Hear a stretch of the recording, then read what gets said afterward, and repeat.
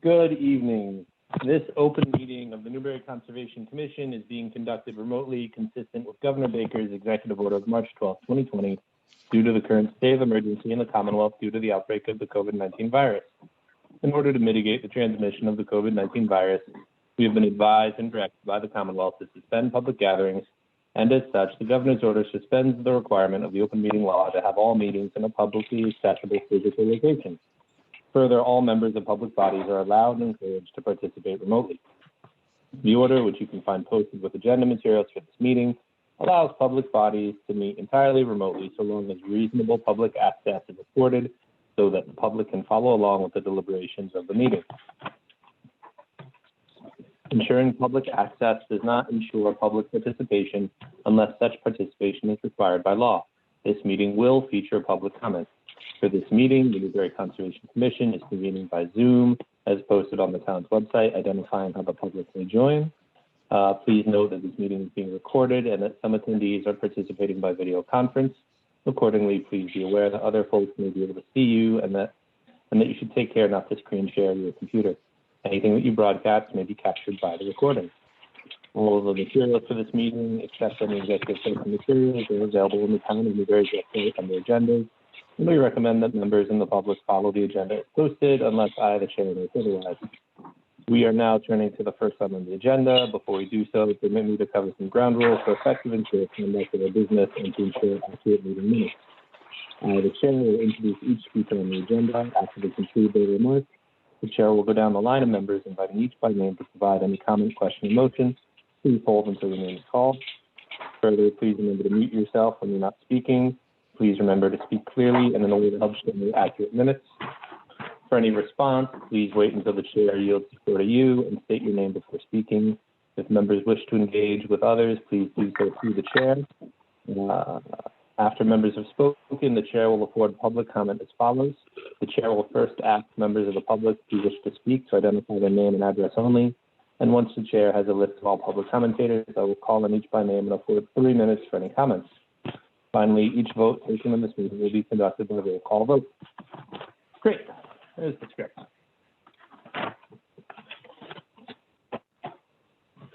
So, Bill, any last minute changes to the agenda? Bill, you need to unmute. Sorry. We have some continuances of 4 items that we may want to just kind of go through right now and get them out of the way in case anyone's here for those 4 meetings. They may not want to wait around. If you want me to list them, I can tell you which ones they are. Yeah. The 4th item, the U.S. Fish and Wildlife Service, Nancy Powell, who's the applicant, asked for a continuance until the next meeting, which is May 11th. Yes. Okay. So here, I'll open that one and we can go through that, and then we'll take the next one. So U.S. Fish and Wildlife Service, DEP number 050-1349, an NOI for salt marsh restoration between 3rd parking lot and maintenance building west of Refuge Road, Newbury. Continued to April 20th, 2021 meeting. So any comments from the public? Anybody here for this one?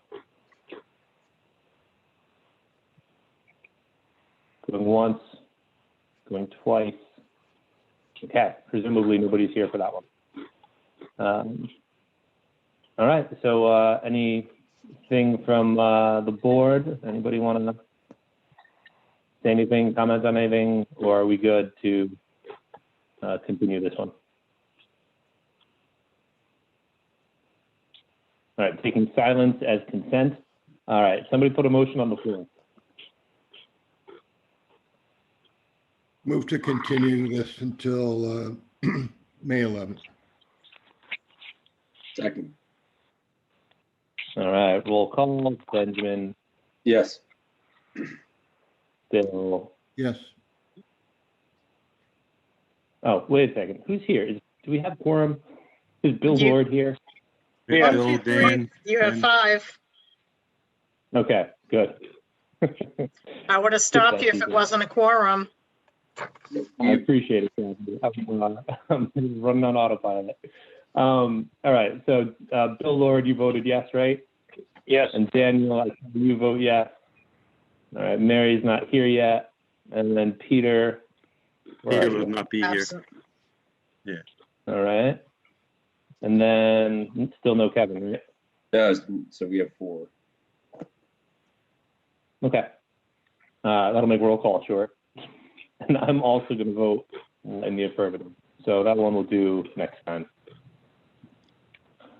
All right, Bill, what's the next one? The next one is cut out. Nathan Gray, 21 Cottage Road. He has asked for a continuance until the May 11th meeting as well. Okay. So Nathan Gray, 21 Cottage Road, DP number 050-13. We still don't have one, huh? No number yet. No, we do not. All right. A continued NOI to remove a woodshed, fabric-covered steel frame structure, and located within the wetland resource. A continued NOI to remove woodshed, fabric-covered steel frame structure, and located within the wetland resource and restore wetland. Terrible grammar. In addition, construct a new shed and greenhouse in 100-foot buffer and remodel existing shed located partially within wetlands. Continued to April 20th to 2021. All right. So, is anything from the board on this one? Anybody from the public here for this? Going once, going twice, sold. All right. Presume we got nothing to talk about then. So who wants to make a motion to move on and continue this to what, May 11th, you said, Bill? May 11th. May 11th. Yeah. Motion to continue till May 11th. Second. All right. Roll call. Benjamin, Yes. Bill, Yes. Daniel, Mary, Yes.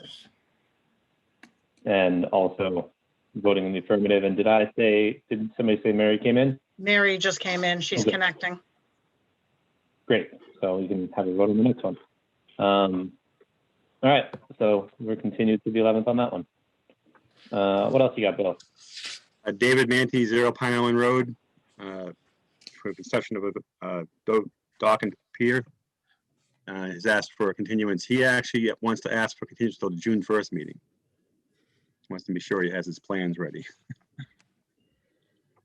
Do we All want to right. just have him withdraw and refile at some point? It seems like if a project fails to proceed, that we, shouldn't be taking up time on the agenda. That just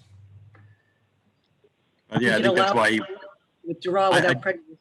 yeah, I did talk to Tom today, and Tom says he has a plan, but he's got to finalize the application itself, so. So would they have to re-advertise in the newspaper or anything because it's been so long? Mary, hold on a second. I actually haven't opened it yet. Oh, sorry.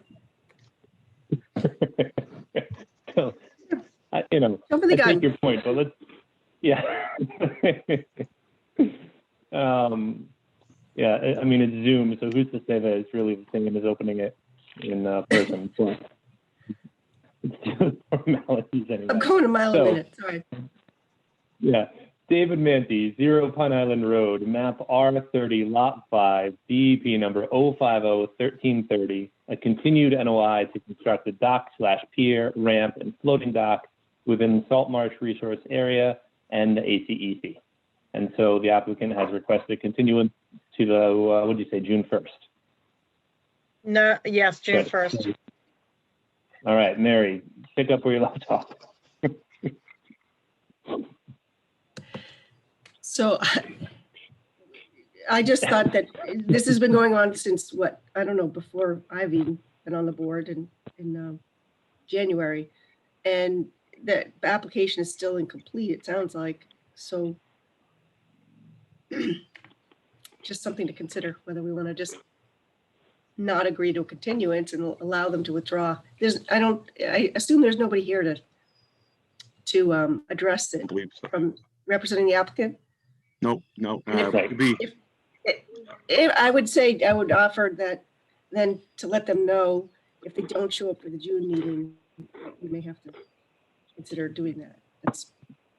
I mean, considering that they're asking for June, that seems reasonable, right? And, Yeah. if not, at least present, a strong case about why this keeps kicking the can. The only reason I could see maybe keeping it as is so that we're not, confusing the DEP numbers. With minor. Anyway, let's check. Anybody from the public here for this one? Just out of curiosity. Going once, going twice. Yeah, all right, nobody's here for that. And then anybody else on the commission want to have a different thought or agree with Mary or disagree with Mary?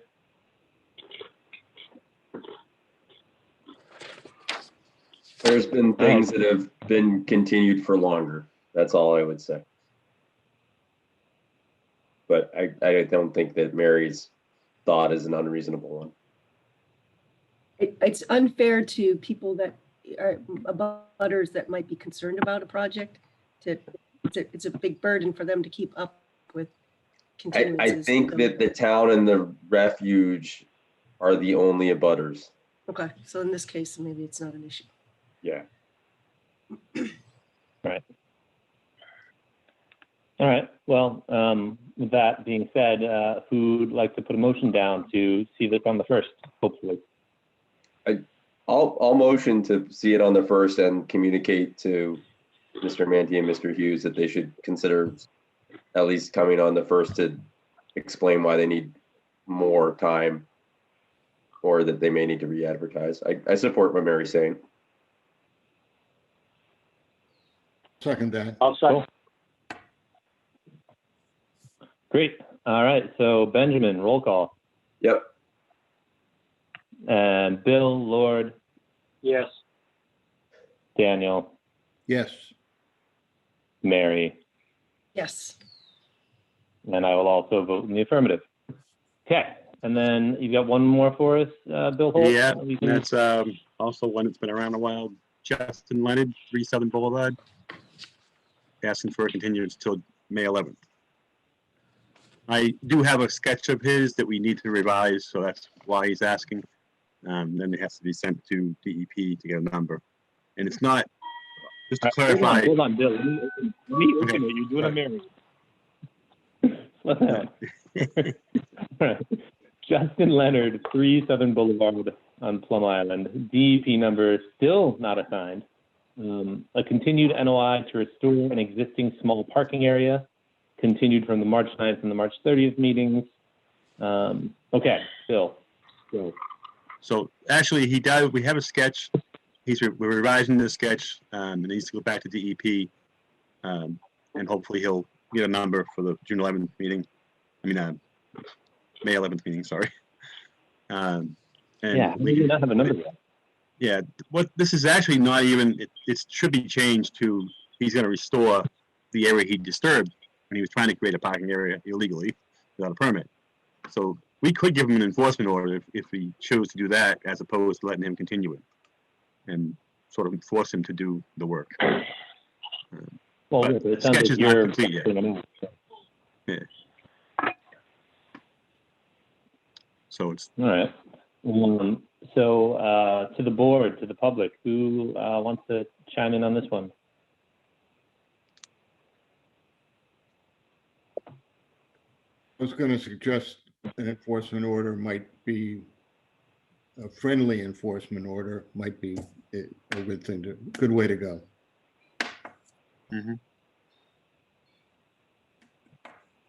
I would agree with some dates Yeah.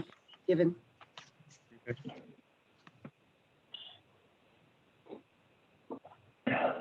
Good. Yeah, because we've been doing this now since late last summer, right? Feels like. yeah, it was like late summer. Yeah. Yeah, that's a long time. Okay. So let's have a motion on the floor in terms of this continuance business, and maybe, as Dan put it, a friendly enforcement order, just to get a date certain on the table.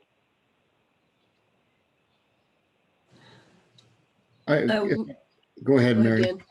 No, No, no. you go. Okay. I was just going to say that, we might want to continue this and ask for an appearance at the next meeting I don't know if we can, he may have some other idea besides, he may want to continue or something. So I'm a Well, little, if it's something that is supposed to be restored and he's not restoring it and he can continue to just request continuances and not restore it, then I feel like we need to take some action. Yeah, if we can give him the enforcement Yeah. order, he could also potentially start restoring it. Bring some sand in. Mhm. There is a sketch. It's just a question of how many plants he wants to plant and what types. So Right, because he doesn't need a notice of intent if it's going to be done under enforcement order. that might work. Unless the enforcement order says you have to file a notice of intent, at least retroactively, Mhm. so that it's permitted. So yeah, he actually did file a notice of intent, but he filed a notice of intent to create the parking lot after he got caught creating the parking lot. Right. So then he turned around to restoration as opposed to creating the parking area. So this notice of intent is still for to create a parking lot. It's what it says, but we're changing the wording so that it becomes a restoration of the area that was disturbed. So you're amending the existing notice, Yes. is the idea, Yep. rather than Sketch. refiling something else, or refiling is a restoration anyway. Mhm. Yeah.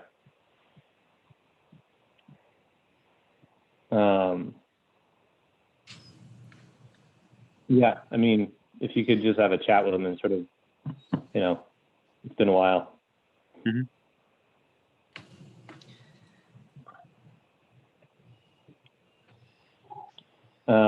Anyway, so anybody wants to make a motion in terms of being specific about our interest in seeing him again, or if we just want to, ask him to come and at least be at the next meeting so we can talk through any challenges he might have, whatever the flavor happens to be.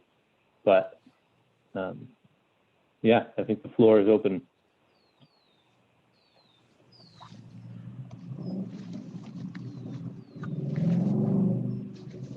Well, I guess I would recommend that he either come to the next meeting or if he doesn't, then issue some sort of enforcement order that urging that there be resolution for this issue.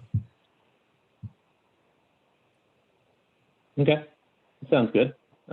You sort of give him a verbal warning, and if we don't see him, If you don't come to the meeting and explain what the delay is, then we don't know. We just think you're putting it off. So we'll have Yeah, to issue an it's just enforcement really order. been he and I trying to get together and work out the final details of the actual restoration. We did a sketch together, and he didn't like the number of plants that I was showing, and I told him that's what you have to have. So I'm trying to work it out with him in terms of what we're actually doing and how much sand. I calculated a certain amount of sand. He didn't think it was enough. He thought it was too much, but pretty certain number of calculations. So I'm not really sure he's gonna win that one. But Mhm. all right. Yeah, let's do that. I think Mary's instinct is good. Let's try to get him in for at least a conversation for the next time. And if we need to free him up from the NOI process with an EO, then we can do that.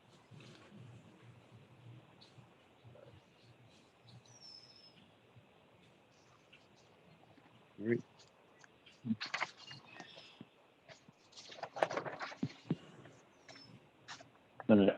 Are the crickets going to make a motion or what? Come on, somebody. So I would make a motion that we continue the public hearing on this matter until the next meeting with the additional motion to notify the applicant to appear at the next meeting. And if he doesn't appear, then commission will consider issuing enforcement action. Second, All right, roll call. Benjamin, yes. Bill Lord, Yes. Daniel, yes, and Mary. Yes. And I will also vote yes. All right, so then that ends our short ones, and we can go back to the top. Is that right, Bill? Yes. All right, so back to the top of the agenda, public hearings. Town of Newbury, the Bath House at 31 Plum Island Turnpike, DEP number 050 TBD, an NOI to perform interior work and to install a handicapped accessible ramp. All right. So who is here? Bill, are you doing this for the town? Yeah, I'm going to present the plans for the town. And I'm here too, proposal. Bill. Set? Oh, I'm here, Bill James with the DPW. yep, okay, I see it. Yep. Okay, so I'm gonna share my screen so I can show you some plans. As soon as I figure out how to do that.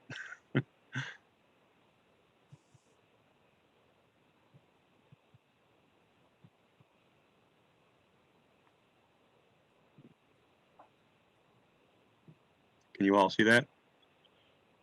Yep. Yes. All right. So this is just a GIS map to show you the location. We're talking about 31 Plum Island Boulevard, which is this little small triangle lot right at the center. This is Plum Island Boulevard, Northern Boulevard, Southern Boulevard, and Town Beach. The ocean's over here. This is the lot. It's 1,920 square feet, which is 0.044 acres. Not a lot of land. And as you can see, this is the building that's located on it.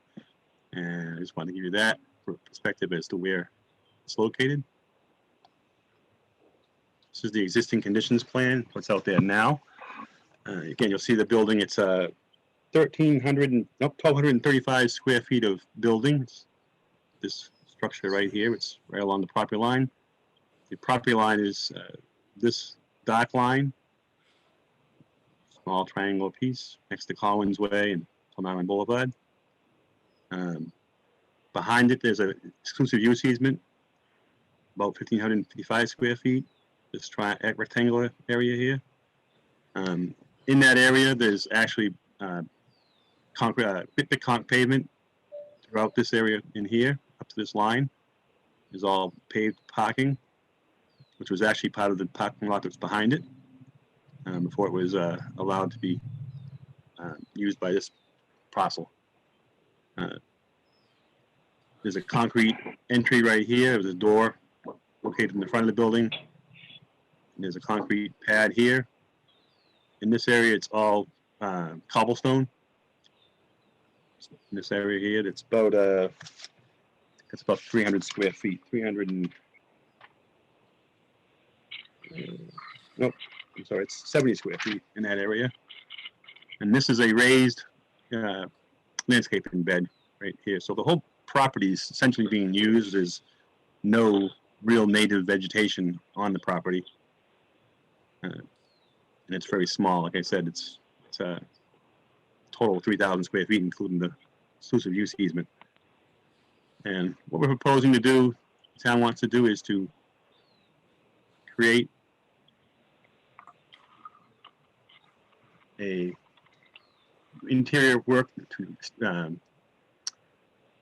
remodel the interior of the building into a public bathhouse with basically just bathrooms alone and a small office area for staff and for cleaning materials in the bathroom.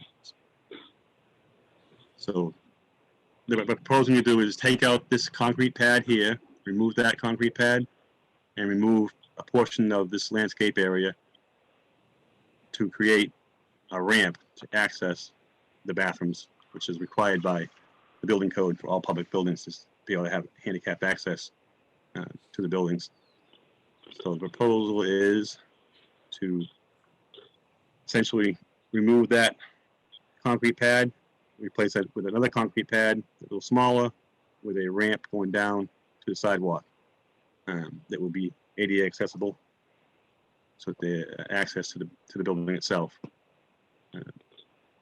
Where the concrete is removed, they'll be putting stone back in. It's consistent with this cobblestone up here, and same in the front, where there's a little removal of pavement in the front. They'll be restoring it with cobblestone. The retaining wall for the raised bed will be removed and rebuilt in this fashion right here, so they can build the ramp.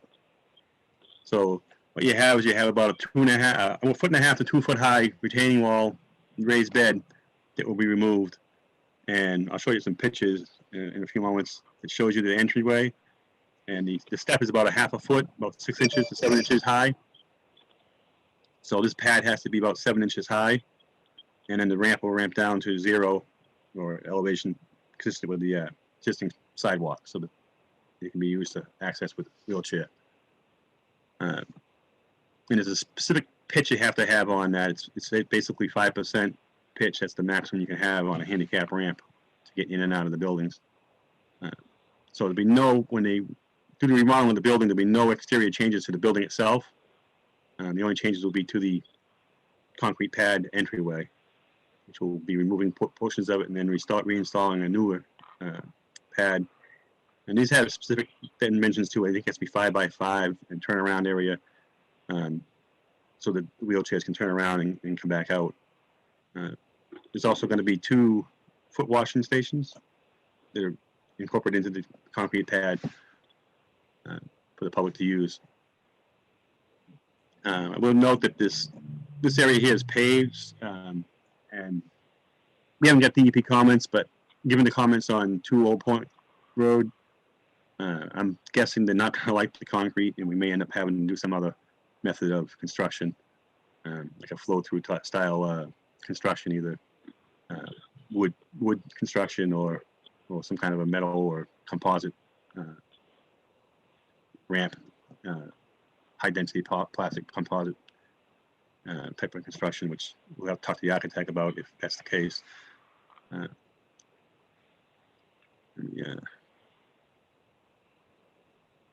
Let me show you the architectural drawings.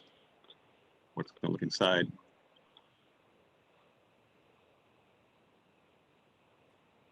So here you can see, this is Pine Line Boulevard.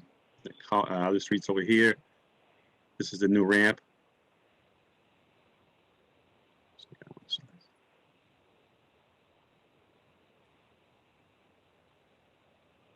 And the 2 women's bathroom, the hallway coming up from the doorway, and women's bathroom, men's bathroom, and then a small office area for staff to meet and keep cleaning supplies.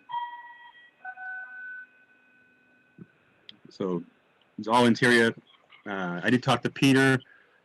There's a potential that the cost of this might exceed the 50% improvement onto a building, the building itself, in which case they'll have to go to the Board of Building Regulations and Standards to ask for a waiver on allowing that to be done. It all depends on the actual cost of doing the actual work. Although the interior work like this can run into some, rather expensive modifications, particularly when it's plumbing fixtures and that type of work to being done. And the value of the property right now, I believe, is 80-some-odd thousand, 84,000 for the building alone. You only take the value of the building when you're calculating that percentage. Go back to the site plan.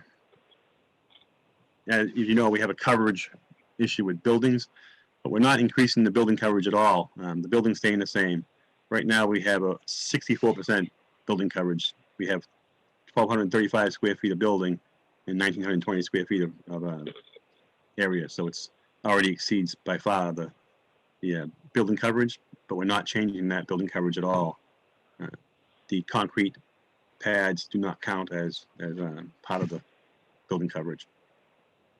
Lot coverage is almost probably 80% with the pavement and the concrete structures in front.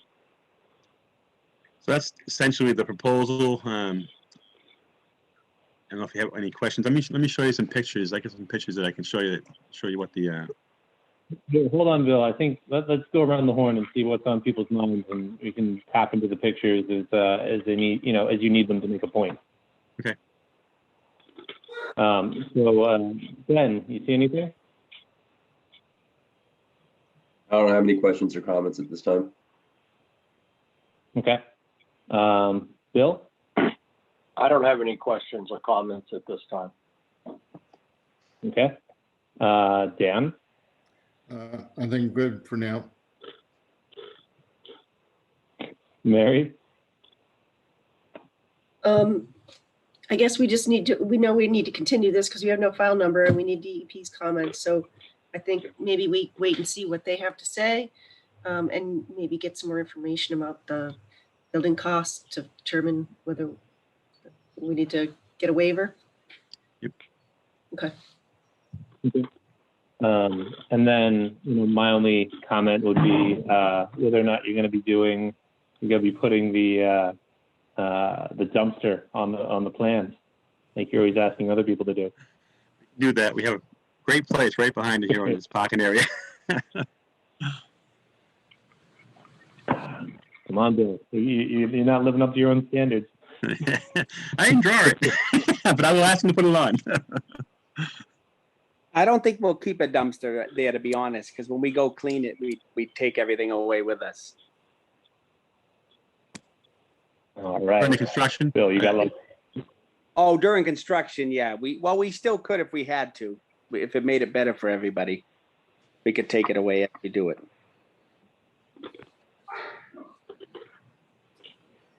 Okay. Well, yeah, let's turn. Anybody here from the public for this one? Going once, going twice. Janice, I think I just in the air. Janice Forrest is raising her hand. Yeah, I wasn't sure All right. where the manual one was. I'm using the real one. Just a quick question. The parking that's in the back, which butts up to the other parking lot, is that going to be used? Well, we have a right to use it. I would imagine that the people who clean the facility or who are going to meet there would possibly park there. It's enough room for probably 3 cars in that span. Small cars, not necessarily big cars. And you could park in the stone actually too, because when I show you the pictures, you'll see that this area over here is all stone cobbles, and this is the paved area from here back, and it's literally paved from fence to the building. And how's the access there? It's a tricky little turn Is it off Collins Way or coming out of the parking area? Nope, on Collins Way. You have to access Okay. from Collins Way. I have a Saab. I can get in there. I don't think Peter could park there with his F-350, so I think he might have trouble getting that turn.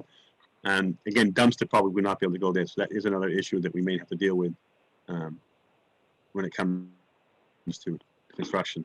I don't And know are if we they'd be able to. leaving part of the planting area? Yep, there's right now the planting area is the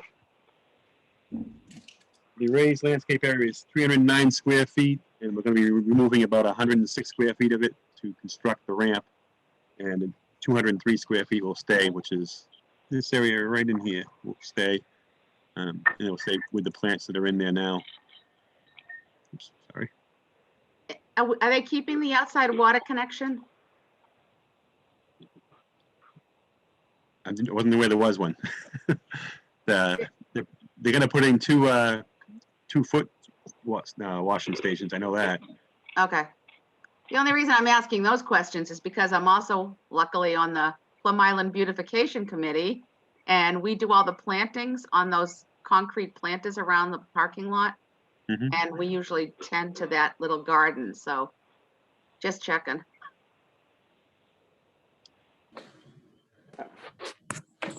Where is the water now? Is it? Well, we had a hose. They have a hose when it was the house Mhm. there. And otherwise, I think the parking lot has water on the opposite side, so we'd have to drag a hose through the entire parking lot. Otherwise, it was already on the back side of the house there. I don't know if James knows where the spigot is on the building. I assume it's in the backside, or. Yeah, it's on the back side, which it would stay there. So I mean, if they worked it out with the town, I'm sure, if everyone's okay with it, I'm sure that they could get water there. Yeah, it's only been used for the as I said, for the planters. We usually plant every year, but with the way things have been lately with COVID, we haven't even had meetings for that either. So just checking before it comes up and becomes a problem. So. Yeah, no, I'm sure the town would work with you guys. Okay, cool. Thanks. All right, excellent. So anybody else waving at the screen? Anybody else here for this from the public? Mary. I have a quick question. Does this Oh, yeah. trigger stormwater management, Bill? It does not trigger stormwater management. We have a 76 square foot increase in runoff, but if it did, we could So probably, technically, okay, so you're just filing it for the exterior work. Okay. got yeah, it. if it comes up as a comment, we can certainly consider this stone material here as some infiltration potential for the 76 square foot increase. I'm sure we could remove a little bit of pavement and restore some infiltration that way. Fairly simple to do. Thanks. Hey, Bill, you may not know the answer to this, but what's the state of the building? The boom's pretty good. Is the thing gonna fall down any minute now? Is it in good shape? James might be able to answer that. He probably knows more about the building than I do. Oh, it's in good shape. It's not going to fall down. It's just set up as a house right now. It just needs to be gutted on the inside, partitioned off of the bathrooms. Cool. Yeah, that was more curiosity than regulation, but all right. Well then, seeing nobody else chiming in, I suppose we ought to continue this. Can I just ask one more? So Yeah. what is is it like a wood floor in there, or is it concrete, or? Concrete. And so you'll have to dig through that to put some of the plumbing in, that sort of deal? Exactly. Floor drains? Yes. Okay. And the outside showers will have some sort of connection? Yeah, and that was kind of on the fence, you know what I mean? If it didn't work out, that was just kind of a hope. If the foot washes, if it became a trouble, finding a way to take care of that water, then we could delete those. Okay, thanks. Looks like the plumbing actually is a double wall on the backside of the pump for the sewer is right here. And they have a double wall here. I think all the plumbing is going through that interior wall, so it may not be going to the floor. You're not sharing your screen anymore, Bill.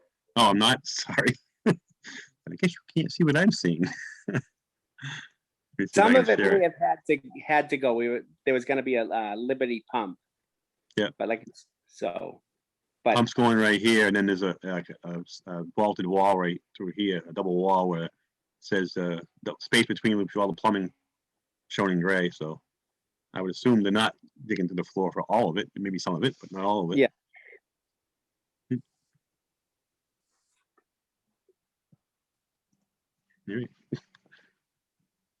All right. Used to be a donut shop. Used to be. Well, hopefully you don't find any donuts when you're tearing the walls down. So, shall we put a motion down to continue this? Make a motion to continue to the next meeting. No, Mary, is that what the town wants, or are they looking in June? Yeah, I think May 11th would work for the next meeting. We should have an answer from DEP by then, I hope. I will second Mary's motion then.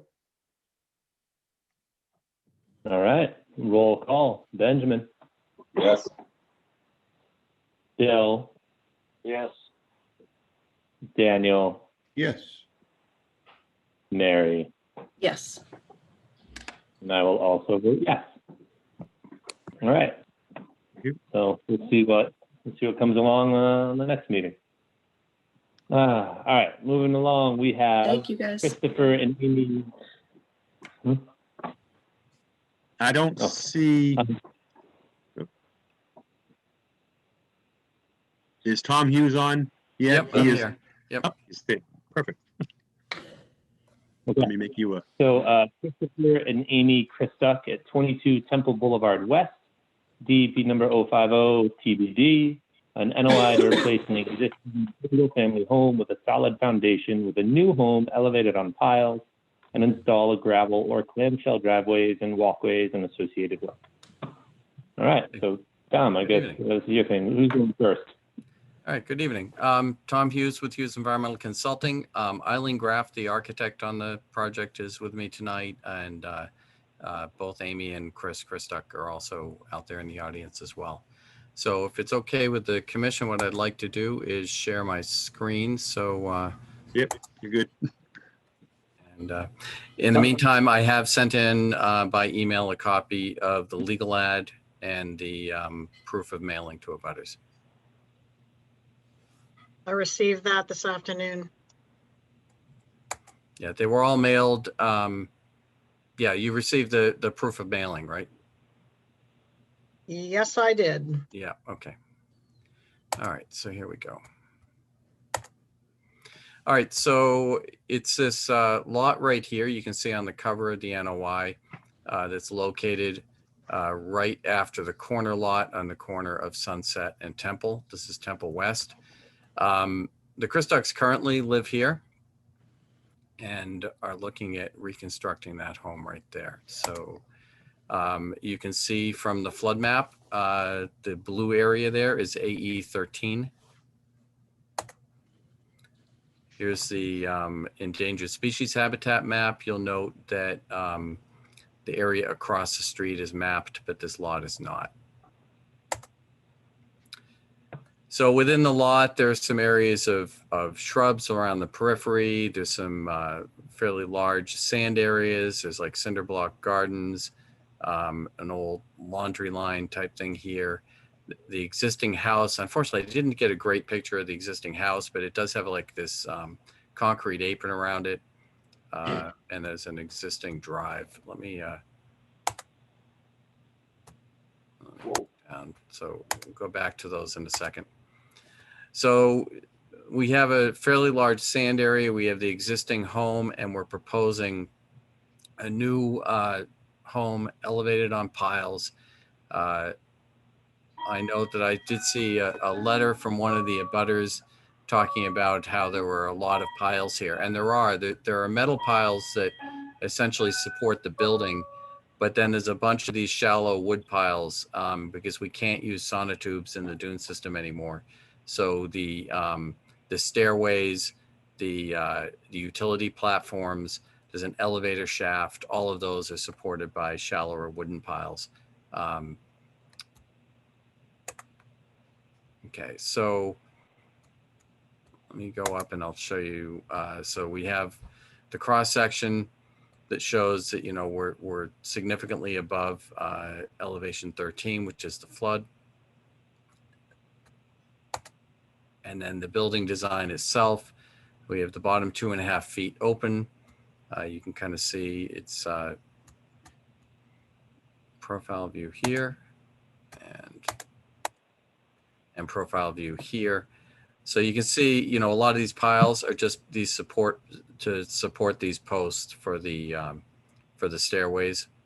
But again, they're relatively shallow, so there's not a lot of disruption that goes with those. One of the things I will note that was in one of the letters from an abutter on Jackson, who's nearby with a cinder block structure, they expressed concern about driving so many piles near them. And this is fairly commonplace that piles are put in Plum Island. And when there are structures nearby that may be at risk of any kind of damage from any vibration, there's typically what is termed to be a pre-blast survey done, where basically they take a look at the structures around and they document the condition of those structures. They may even put like tape over foundation cracks and things like that. And if a structure is deemed to be sensitive, they might even have somebody with a seismograph on site. I note that abutter did mention some recommendations from Eddie Boyle. Given that it's likely going to be Eddie Boyle doing the work, driving the piles, you know, his recommendations could certainly be acceptable conditions with that. So let me go back onto the site plan. So with that, we're proposing to revegetate for all our impacts within this area here shown, and also a little bit over here. We have the proposed gravel drive right here, and we go to parking under the structure. There's an elevator which complies with the FEMA technical bulletin for elevators in floodplains. It is a pitless elevator and it's supported by piles. So Bill, did you make me host? Yes. Okay. Did you just admit somebody? I just got a notice that somebody's in the waiting room. Yeah, I you're just a admitted. co-host. Yeah. Okay. All right. Thanks. So with that, I think, we're looking at planting this with American beach grass 1 foot on center. I did include in the NOI narrative a list of native plants that, the Chris Ducks, are focused so much on the building design and everything. We really, getting people to think about landscape and all that afterwards is, or beforehand is a little bit difficult. So we're looking at American beach grass to meet the vegetation requirement. But at a later date, we may come in and look to maybe add in some bayberry or some of the other native plants from that list within those planting areas. So with that, I guess what I'd like to do is open it up to questions. I guess I could quickly go to our summary table so you can see.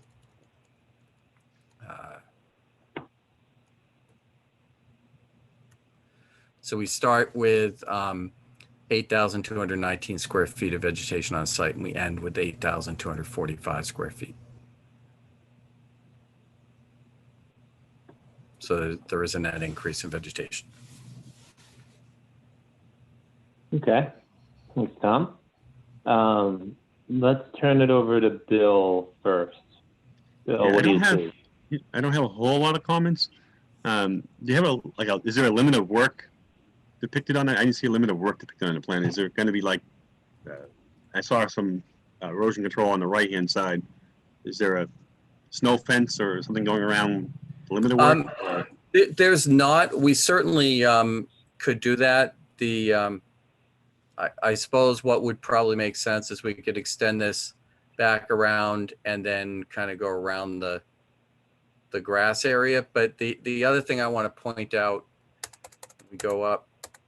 So the Chris Ducks are in here, and there's a very large gravel area, parking area over here. So what we envision is there'll be contractor parking and things occurring over here, and dumpsters and contractor parking over here.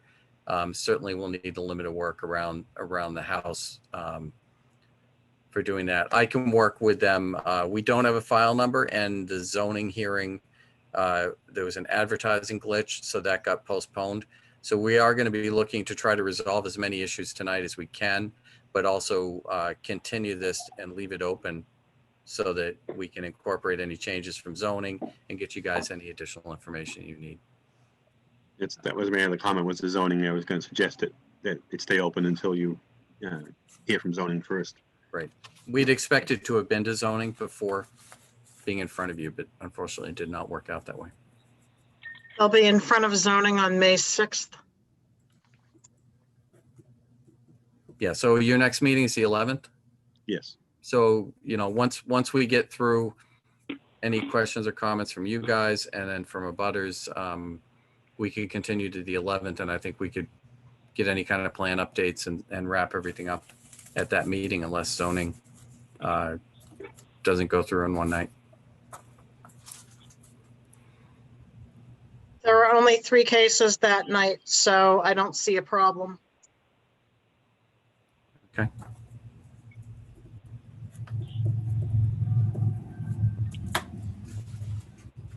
All right. Well, then let's go around the horn. Benjamin, what do you see? Tom, I'm glad I'm going to work off Bill's question, and this picture is useful. So dumpsters are going to be in that lower right-hand corner, the southeast corner. But the contractors are all going to park in the gravel by the house that the owners are currently in. And so are all the building and equipment going to be coming over the existing beach grass you can see in this photo from? No. That's and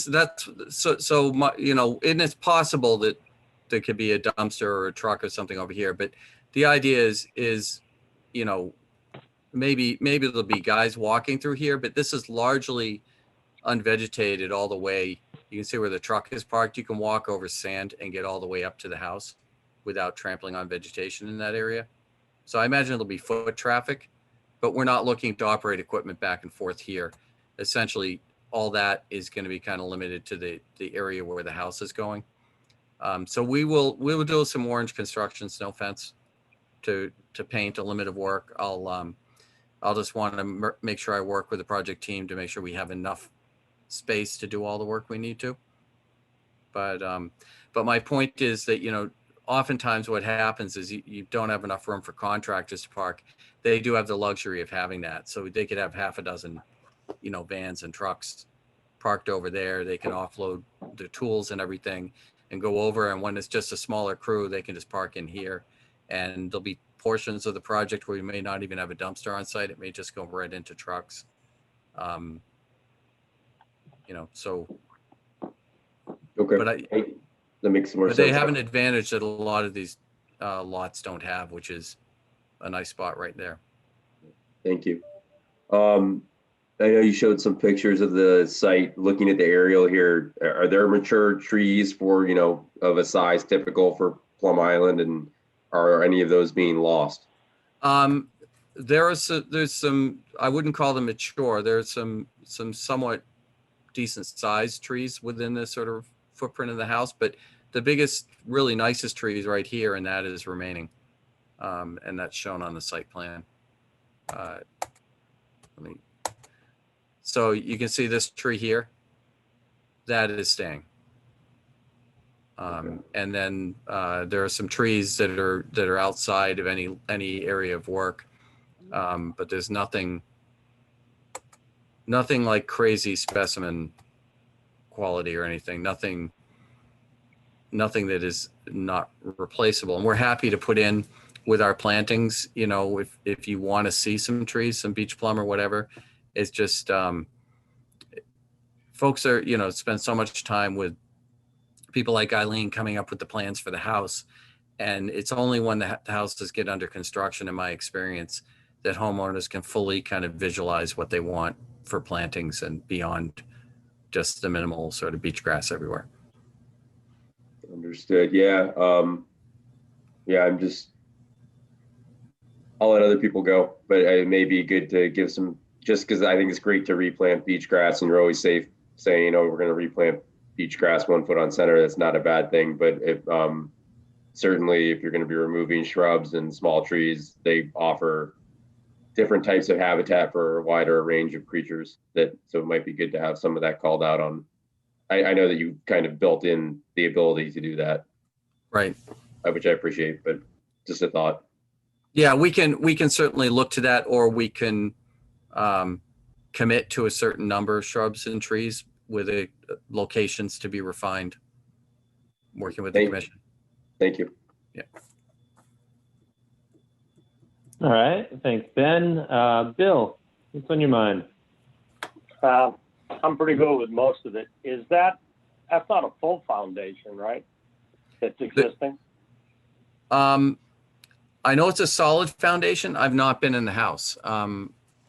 Eileen, if you're on, do you know the answer to that? Yes, it's actually a crawl space. It's pretty limited, excuse me, in headroom, to say the least. So you're going to take the whole house down and the foundation off the property, right? Yes, and then clean, compatible sand is used to bring the area where there's any depression from removal of the crawl space up to match existing grade. So there is some level of dune nourishment here. You just, until it comes out, we don't know exactly how much. All right. All right. Daniel? Just a small question here. The utility chase, that seems kind of large. or, but maybe it isn't. Is that the common size now? Yeah, it's 3.5 by 3.5, which is, so the utility chase is right here. I think you're looking at the elevator. No, I was just, 3.5 by 3.5 is, I seem to recall smaller was kind of some smaller number was the normal. Yeah, they used to be 10 by 10. Now what DEP looks for is 3.5 by 3.5 or smaller. Often they end up being smaller than the 3.5 by 3.5. But this is sort of the norm right now. And actually Newburyport has this in their regulation that it can't exceed 3.5 by 3.5. So we just typically put the 3.5 by 3.5 on all plans. And that gives you enough room for your utilities and your insulation to protect those pipes. Great, I knew you'd have that answer. What about, what was I gonna say? I think I forgot what I was gonna say, so to heck with it. Okay, if you think of it, let me know. All right. Mary. Everyone pretty much covered my comments. I think I might have missed it, Tom. I can't read your summary table at the bottom, but your existing building area versus proposed, is that seven? So Okay, you're going from about- 792 is the building and shed, and then building deck, steps, and overhangs is 2018. Altogether. Okay. Yeah. Gravel drive is a modest increase, 474 to 697. We get rid of 325 square feet of concrete, and we go from 1150 square feet of sand area to 0, and increase our vegetation number. And so we would both be planting the areas shown for mitigation, but also repairing any vegetative damage done during construction. Good. Okay. So yeah, and I would agree that we need to have some sort of limit of work around the building to minimize the secondary impacts. Yep. Vegetation impacts. It's hard to tell from the photos whether that unvegetated area is from foot traffic or is it a more of a natural blowout area? No, there's no elevation change. It's just it's a lot of foot traffic between the two buildings. Okay. Is there any reason to plan for some kind of a walkway between the two lots? If that's going to be an area that's traversed a lot? That's an excellent question. And I don't know the answer to that because I'm not sure what the long-term plans on both houses are. So I will check with the client. And if so, we can maybe do like a clamshell walkway or something. Right. Okay. Thank you. All right. And then as for myself, I don't think I have anything original to add. I think everybody else has said what's been on my mind. So good. We'll see what comes of everything. And you've got your DEP number, obviously, and you've got a little bit of other regulatory work to go through. So I presume you want to be at the next meeting, right? Yeah, I didn't know if, I know that an abutter sent a letter, so I didn't know if my comments addressed their concerns or if anybody wanted to express any. Yeah, let's check for the future here. So going to the public, is anybody here to speak to this one? Hi, this is Jean Anderson. Hello. All right. Hello. Hi. I'm Jean Anderson. I live at 15 Jackson Way. And my husband and I, we live basically about 30 feet to the north of the proposed building.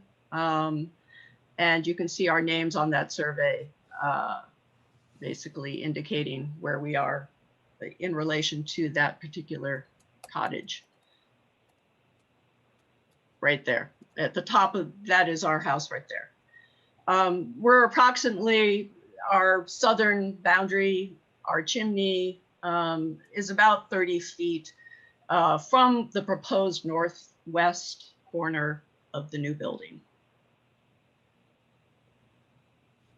We are concerned, given the proximity has been discussed already, that this particular proposal indicates on the survey that there will be 50 posts hammered into the ground, 50 pilings, 19 of which are steel, and the remaining 31 being wooden. For us, that seemed like a large number. It seemed of concern that we are in, we're just basically through the sand on Plum Island, going to potentially feel that impact from the number of pilings going in. We have certainly experienced that in the past. There's been a fair amount of, construction on our end of the island. I have certainly felt the vibrations from pilings from buildings that were much further away previously. So given we are much closer, I guess we wanted to address the concern proactively. We spoke both with a structural engineer, we spoke with Eddie Boyle as someone who does pile driving locally, and they did suggest, as we laid out in our letter, that foundation surveys do be conducted, that a seismologist for lateral movement or any settlement of sand is someone that could be brought in on the project beforehand. These are issues that were brought to our attention as we tried to understand any potential damage to our home. And we wanted to take this to the commission members just to ask how we proceed with a project of this nature in trying to understand how to just make sure no damage occurs to our property, or if it does, what steps we're entitled to. And may I add a question? This is Jonathan March. I'm Jean's husband, 15 Jackson Way. I'm curious to know the depth of the metal piles and the depth of the wooden piles. If someone could elaborate on that, please. Eileen, do you Okay. have the depth of those two?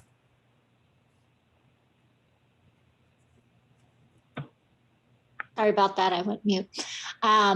So for the wooden piles, they're shorter. They tend to be around, it depends, about 3, 4, 5 feet into the ground. And that's just to support the decks, the stairs. And then when it gets to the H piles, that would roughly be, and really Eddie Boyle's the correct person to ask on this, it tends to be around 12, 14 feet, I believe, and it depends on resistance. So it's sort of, there isn't an exact answer just because it depends on what is in that area.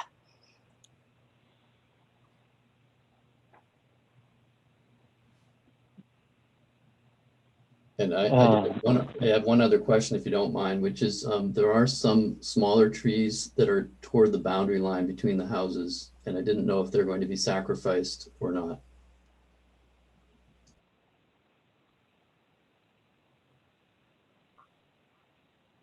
Are you talking about these ones here? There's one native pitch pine that is there. There's some other small plantings. We can take a look at what, certainly the stuff that's right up near where the building is going to go is going to be problematic, but we can do what we can to try to save those, and we can possibly include in the planting plan replacement of some pine in that area.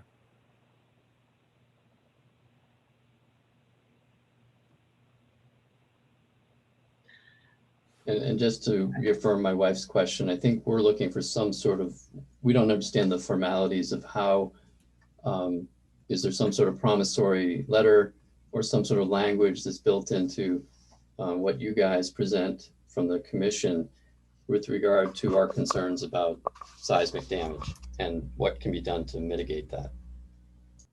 From what we know, just adding on, we do not know which contractors may be hired for this work. So we're trying to understand the process of how this will unfold. So if I can answer that, I think we've been talking all along with the landing company about details on various questions we've had on pilings, and that's Eddie Boyle's group. They typically do, 99% of the piles on Plum Island.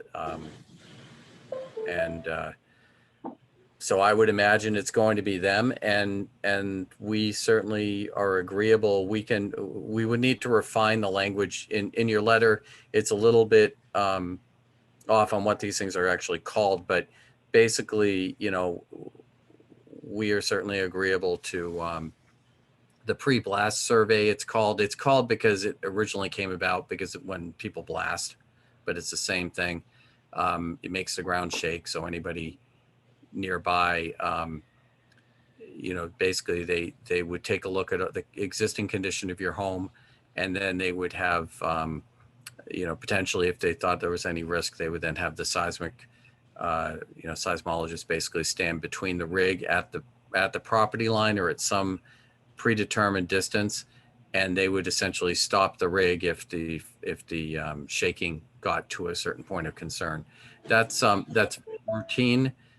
Folks like Eddie Boyle spend an awful lot of money on insurance, and their insurance companies actually prefer that they do that if there's any vulnerable structures nearby. So anybody driving piles is going to have insurance that's going to drive them to do that kind of stuff quite a bit. But we can certainly, between now and the next meeting, come up with some proposed language. The Conservation Commission, to answer a little bit of your question, doesn't just issue a yes or a no. They issue an order of conditions. So it's a permit with 20, 30, 40 conditions on it.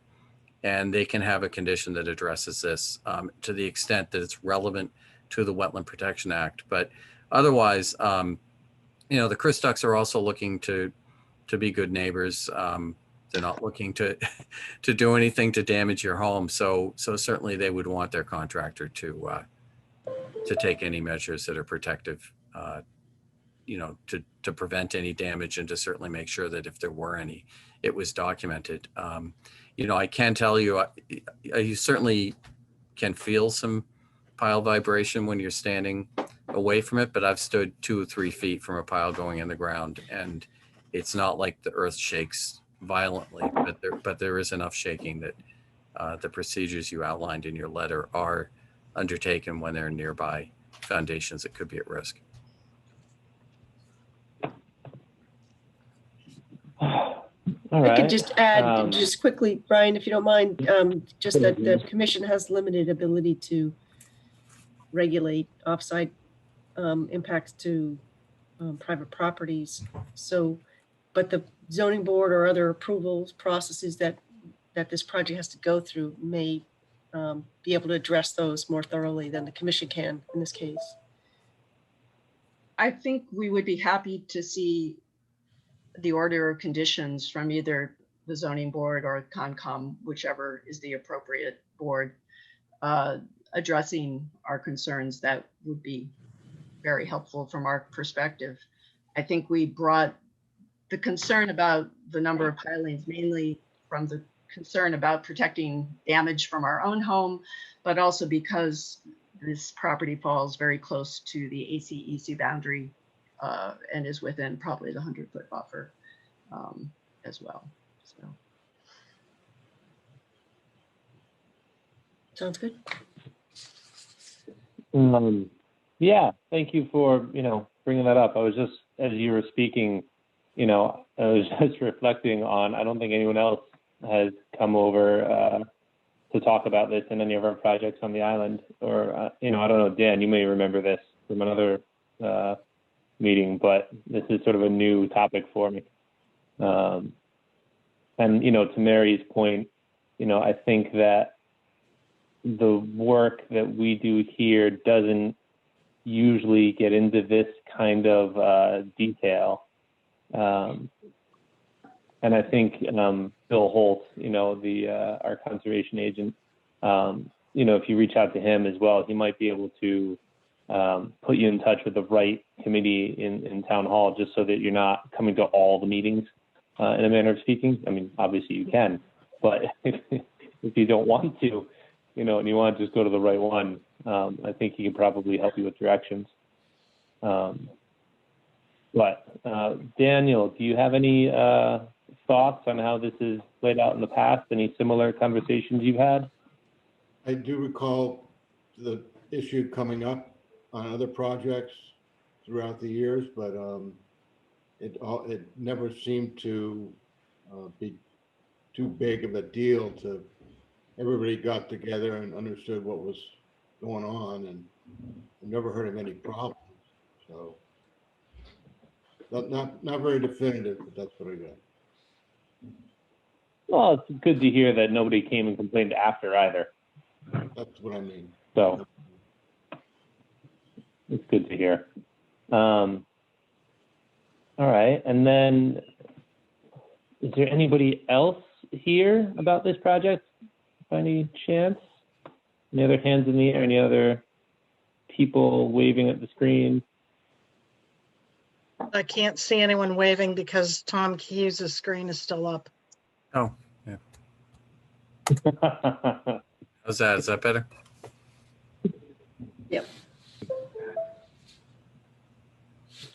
And anybody else? No? Okay. So just to go back, are there any follow-up questions, anything that Tom said or Mary said or that I said or what Daniel mentioned? Or do you know how to get in touch with Bill Holt?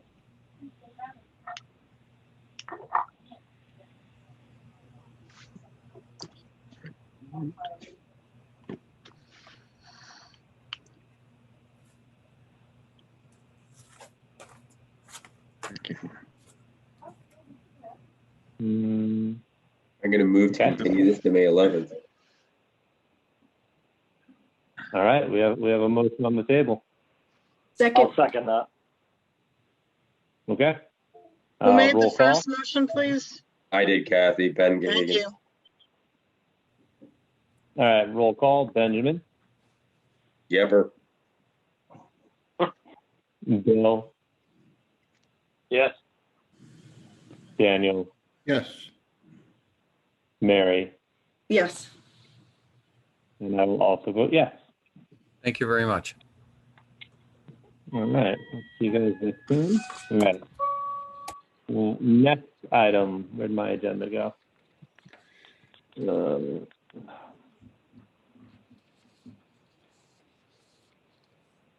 Lost track of my agenda. Governor's Academy. Governor's Academy, here we go. Governor's Academy, 1 Elm Street, DEP number 050-1248.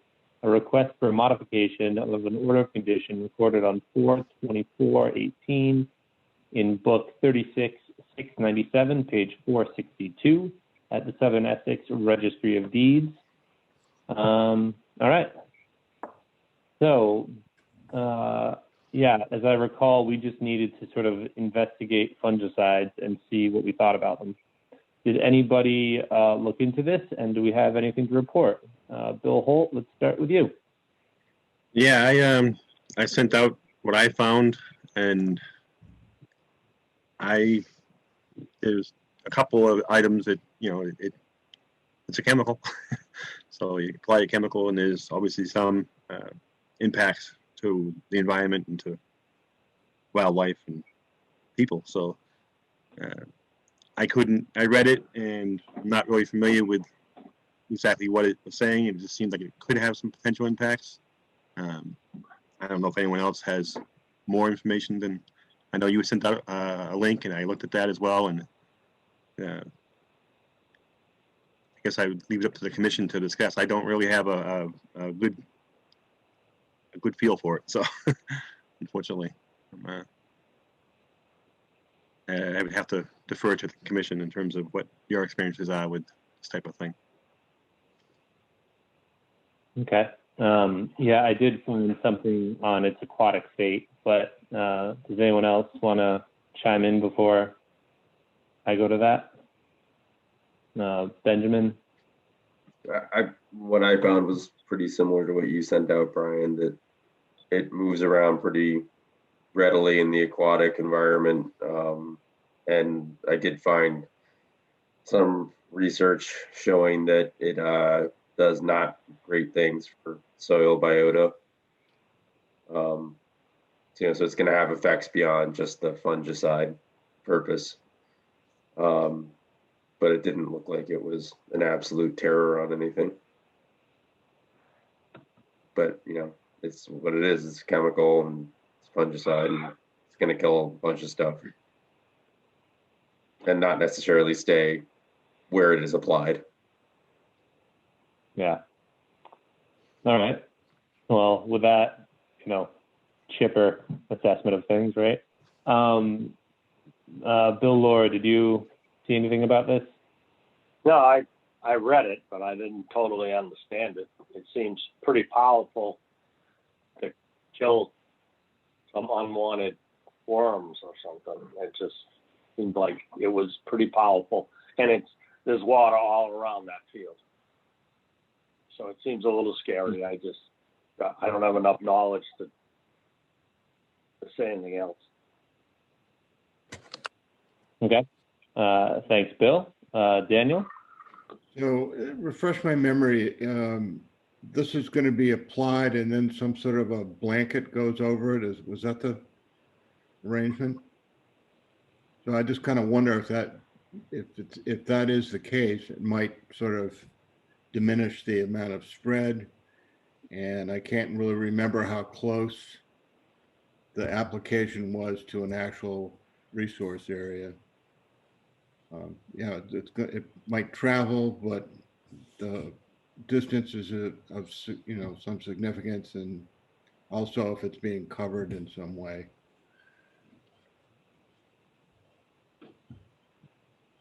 Okay. Mary? I thought that they applied the fungicide in the spring after the tarp was taken off. Is that not your recollection? I can't remember, but I'm looking at maps. The wetland comes right along the edge of the track there, and those are outstanding resource waters because they're tributary to an ACEC. The ACEC is right there. Those are sensitive wetland in that area. So that would be my concern. I think, the preference would be not to use it if it hasn't been used all this time. I'm not sure what the urgency is to use it now, other than the new way of managing the field by covering it. So maybe, is there anyone from Governor's on the line that can address these things? I didn't notice anybody. Yeah, I don't see anybody. And Mary, I think that Dan was right. I'm looking back at the application, and it was 2 weeks prior to the installation of the blankets. Prior to installation, okay. Yeah, so it'd be So they want to, yeah. So winter. I mean, the reality is that the turf probably doesn't have very good soil biota already anyway, because of the way they're managing it for athletics. But any runoff is a concern to the north or the northwest, particularly where it's very close. The track is, that whole section of track is abutting wetlands. Yeah, I'm not. So I guess I'm not really sold on the idea. That came through, Mary. Don't worry. That came through. Ben, you were going to chime in there? Also not sold. Right. Well, yeah, that too. Yeah, from my own perspective, I fall into that precautionary principle camp as well. It seems like there's potential impacts, and they haven't been using it so far. So, I'm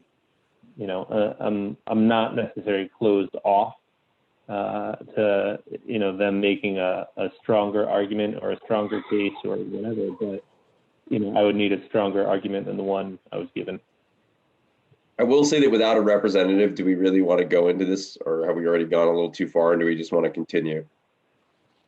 I think we should continue. I think that in the last meeting, I think we're still sort of okay with that, because the last meeting we said we didn't know what we were talking about, and we didn't know our own thoughts on the matter, on the chemical.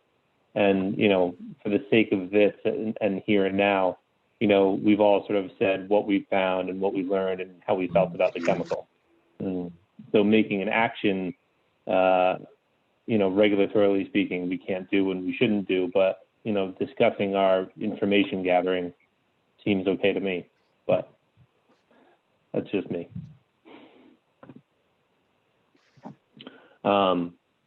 So yeah, without a representative, we can't talk about the project, and we can't come up with plans and whatever, but I suppose we can still continue it to the next one. I make a motion that we continue this to the May 11th meeting. I'll second Mr. Lord. All right, roll call. Benjamin, Yes. Mr. Lord, Yes. Daniel, Yes. Mary, Yes. and I'm also voting yes. And then as a follow-up, obviously, Bill Holt, if you want to get in touch with them, you can share that piece that I sent to you and, the gist of things, and you can see what they want to do with it. Yep, I'll send that over to them tomorrow and ask them to be here on May 11th if they want to discuss it further. Great. All right. Let's see, moving right along. Go back to my agenda that I keep losing. There it is. 15 Coleman is the next. Yeah, we did that. Wait a second. We're on to Zenco now, right? Yep. Yes. All right. Zenco LLC, 15 Coleman Road, DEP number 050-1348, an NOI to construct an 8-lot open space residential development project that includes a 400-foot roadway, 6 new single-family homes, and renovation of existing single-family home with associated stormwater management, utility, access path, and limited grading work within the 100-foot buffer for the proposed roadway. All right. So, where's the Zenco crowd? I think it's, Can we Philip Henry. combine the hearings on all three of those? Yeah, Brian, can Please we talk about all three of them at the same time? Oh, yeah, sure. I didn't actually look further down. Here, I'll open up the other one. Okay. Zenco 15 Coleman Road, DEP 050-1347, an NOI to construct a single-family home on Lot 4, which includes utilities, driveway, limited grading work within the 100-foot buffer, and Zenco LLC, 15 Coleman Road, DEP number 050-1346, an NOI to construct a single-family home on Lot 5, which includes utilities, driveways, limited grading work within the 100-foot buffer. All right. Okay. 47, 48, and 46. All open. All right. Am I on, Brian? Can you hear me? Can I, Absolutely. before we start, can I ask one question?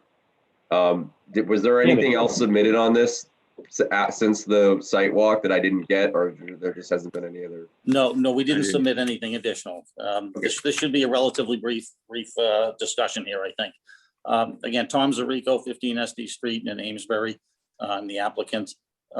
This is a relatively, I think, simple presentation at this point. We did not revise the plans yet pursuant to the previous meeting on the site walk, even though I want to express the things that we are revising or have revised, but just have not submitted because we are, as I think you all know, running concurrent meetings with planning.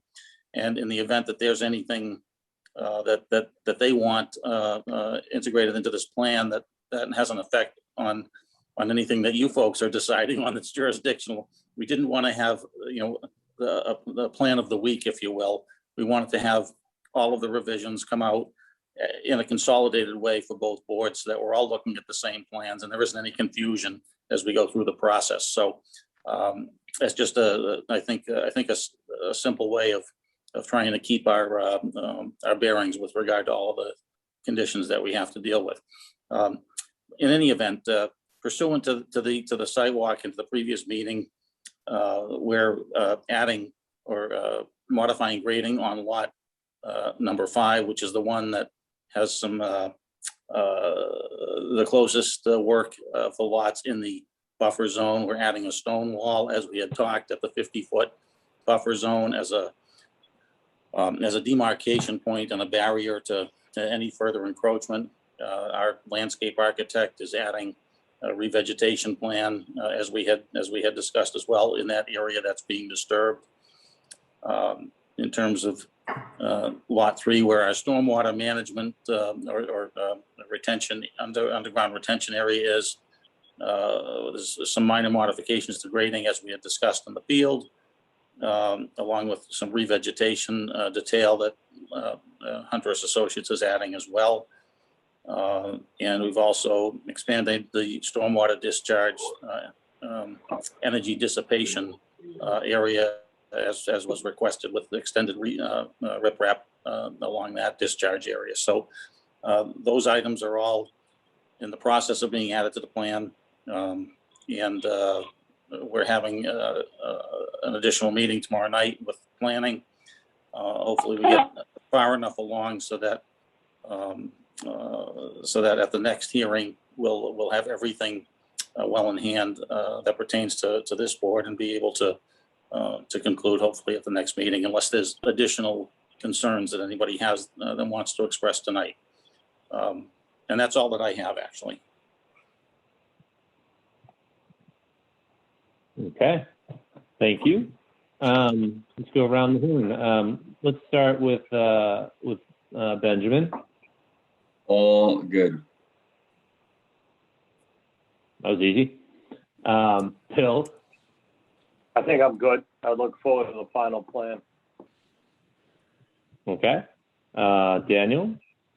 The sidewalk was kind of interesting in that area where the infiltration is going to release, and you know, I don't know exactly what is going to be revised in terms of the dissipation area, but I didn't really understand until we went out there that it's kind of like going to be confined between a stone wall and a retaining wall and directed to the north. And I'm just sort of wondering how much is likely to come out in a major storm event. You know, are we talking a lot? Are we talking a little?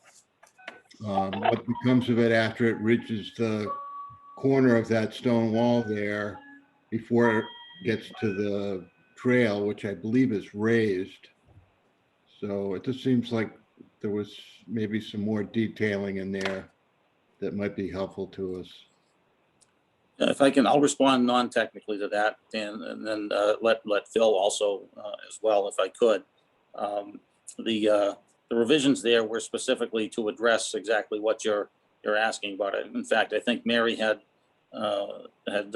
expressed that very specifically about the energy dissipation and about the likely occurrence of you know, of a flow out of that system. And I think, Phil, you can probably speak to that a little bit better. Yep, I'm Joe. I was just pulling up the stormwater report. This is Phil Henry with Civil Design Group. The low or the more frequent storms will infiltrate, so we are not anticipating runoff coming out of that outfall pipe in the more frequent storms. The higher storms will have a flow out of that basin, but the everyday storm, so to speak, that's designed to infiltrate through the soil media below. And what's the rate for like a 10-year storm? So I was just pulling that up. So in the 10-year storm, so in the 2-year storm, there's no flow. So 2-year storm and less, there's no flow. In the 10-year storm, it looks like we have less than 1 CFS, about a half a cubic feet per second of water. So very, very little. And then in the 100-year storm, we have about 5 CFS. So generally speaking, a fairly low storm, low rates coming out of that system. And as discussed, we've redirected it. It doesn't it doesn't angle, when we submit the plans, it will show the outfall at a 45 degree with respect to that stone wall, the existing stone wall. It is not discharging at 90 degrees to that. And we've expanded the riprap area. I think per the energy calcs, I think it was needed to be a 16 by 20. It's now a 40 by 20. So it's, we think it's substantial and a substantial improvement in that area from what we discussed on the site walk. And then we also have on the plans to make sure that runoff is formed in a swale and it does not run onto that abutting property.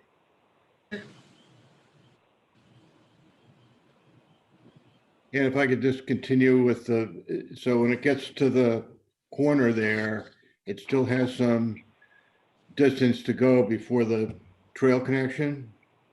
And the trail connection is raised, so I'm just sort of wondering if there are any provisions made for that water to have somewhere to go, culverts or, Bill Holt mentioned retaining walls. Yeah, that walkway is not raised. It's at grade, and it's actually, it will be down gradient of the outfall. So beyond this riprap area, you have about another 20 feet or so before that trail. And keep in mind that trail, I think, is intended to be a wood chip or just a regular soil earthen trail. So obviously wood chips, wouldn't last very long there. But perhaps just an earthen trail, similar as it is today. That's the intention. All right, thanks. Well, can I follow up with that? Just the 5 CFS, is that going to then be spread out like in a diffuse sheet as it heads towards other things like the trail, or is that going to be kind of channelized? Well, it's gonna come out into that 20 by 40 riprap area. So the idea is, so there are some opposing forces in that area, right? So you want to dissipate the energy and spread it out as fast as you can, but we also don't want to direct it onto the abutting property. So we're keeping it in that swale, but as a compromise, we're enlarging the riprap area. So the idea is that it dissipates within that riprap area, and then right when it gets beyond that, at the trail, it will certainly turn into sheet flow and get into beyond. Okay. But the riprap isn't going to like come back into a point and direct. So I mean, the immediate energy coming out is going to be dissipated by the riprap. But I guess my fear, and kind of playing off what Dan's saying, is 5 CFS can wash out a trail very quickly. So it just be, once it gets out of that riprap, it's still going to be diffused. It's not going to be rechannelized or anything by landscape features. Yeah. The grading of the trail will actually continue to spread it out. And if you want, we could, at the end of the riprap channel, we can specify sort of like almost like a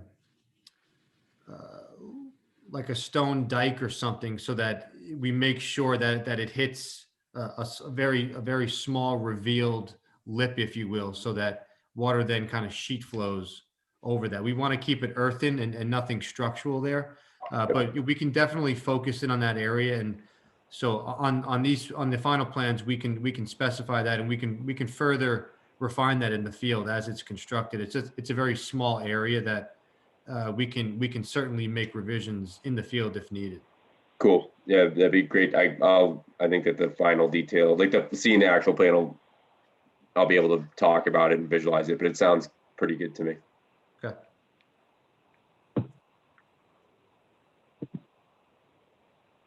Okay. We all used up. Anybody else? Okay. I don't think I have anything original to add to any of that, so that's good. Do we have anybody here in the audience for this particular item? Mr. Krugman. All right, let's give him the floor. I have nothing to add at this point. I wish the contractor the best of luck in his work. Okay, thank you. The best comment anybody's ever made about anything ever. All right, anybody else? Going once, going twice. Okay.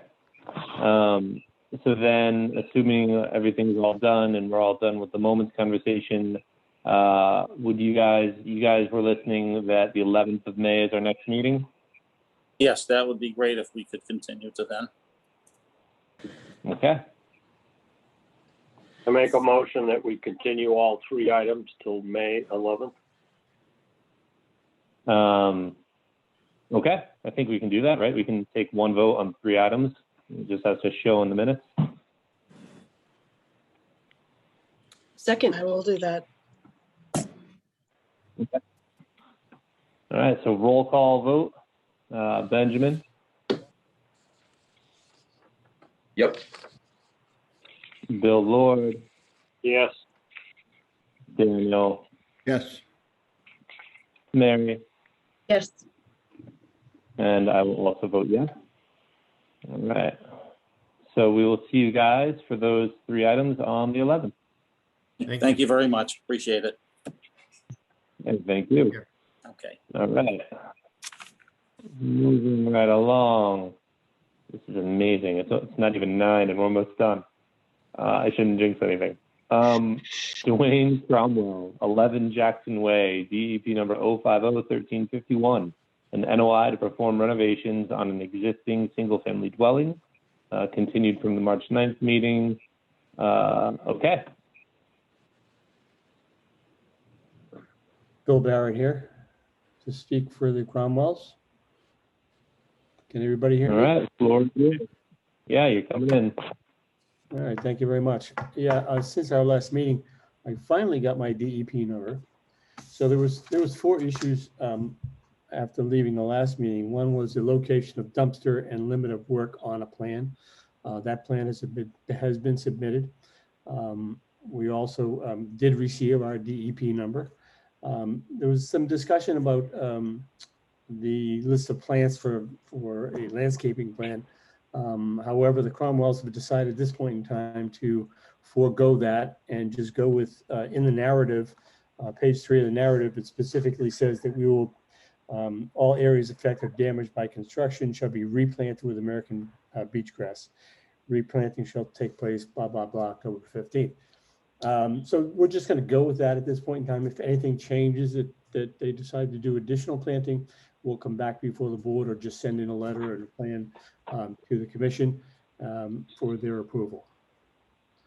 I believe that's the only items that were addressed that evening. If there's anything more, I'll be glad to do that here.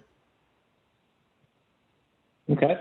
Bill Holt, you want to follow up? Yep, I agree that that's the items that we asked him to address, and I looked at the plan. I believe he's addressed everything. I think in the narrative he says 120 square feet is being replanted with beach grass. Correct. I just put my screen on. Can you see it? I can see it, yes.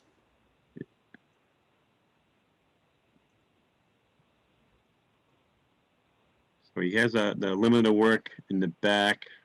He shows that. I assume also on the sides. Is there also the limit of work? I did not extend it up the entire area because there's a fence on both sides of that. Right. Okay. So I didn't see there was a need for that. The 120 square feet is the area out in the front of the house that's being removed. There's a structure that's 10 by 20. That's being removed. So that area will be renovated, and it won't be limited to the 120 square feet of the building itself, because we'll probably do additional damage. The whole area will be planted with the American beach grass. Okay, so I'm satisfied he's answered the questions, and I don't have any other issues at this point. Okay. Let's go around the horn then. Benjamin. No comments at this time. Okay. Bill Lord. I'm good. Okay. Daniel. Looks good to me. Mary. I'm all set. Thank you. Okay. Yeah, I'm not seeing anything. I'd like to see something, or I'd like to say something, but I'm not seeing anything either. So I suppose that means we're all set. If nobody has anything to add. Pretty good. All right. So then, would anybody from the public here for this one? Mr. Anybody in the Roloff, audience?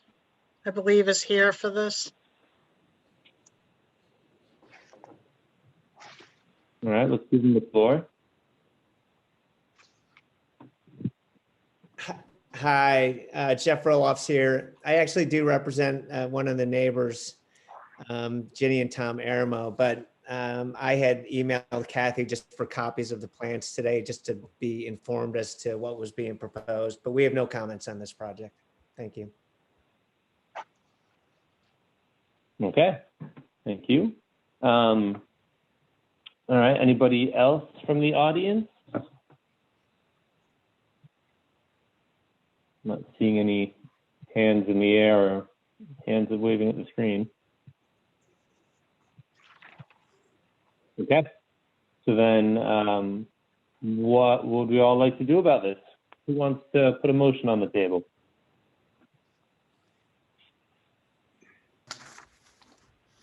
I make a motion that we close the public hearing and issue an order of conditions approving the project Second, as proposed.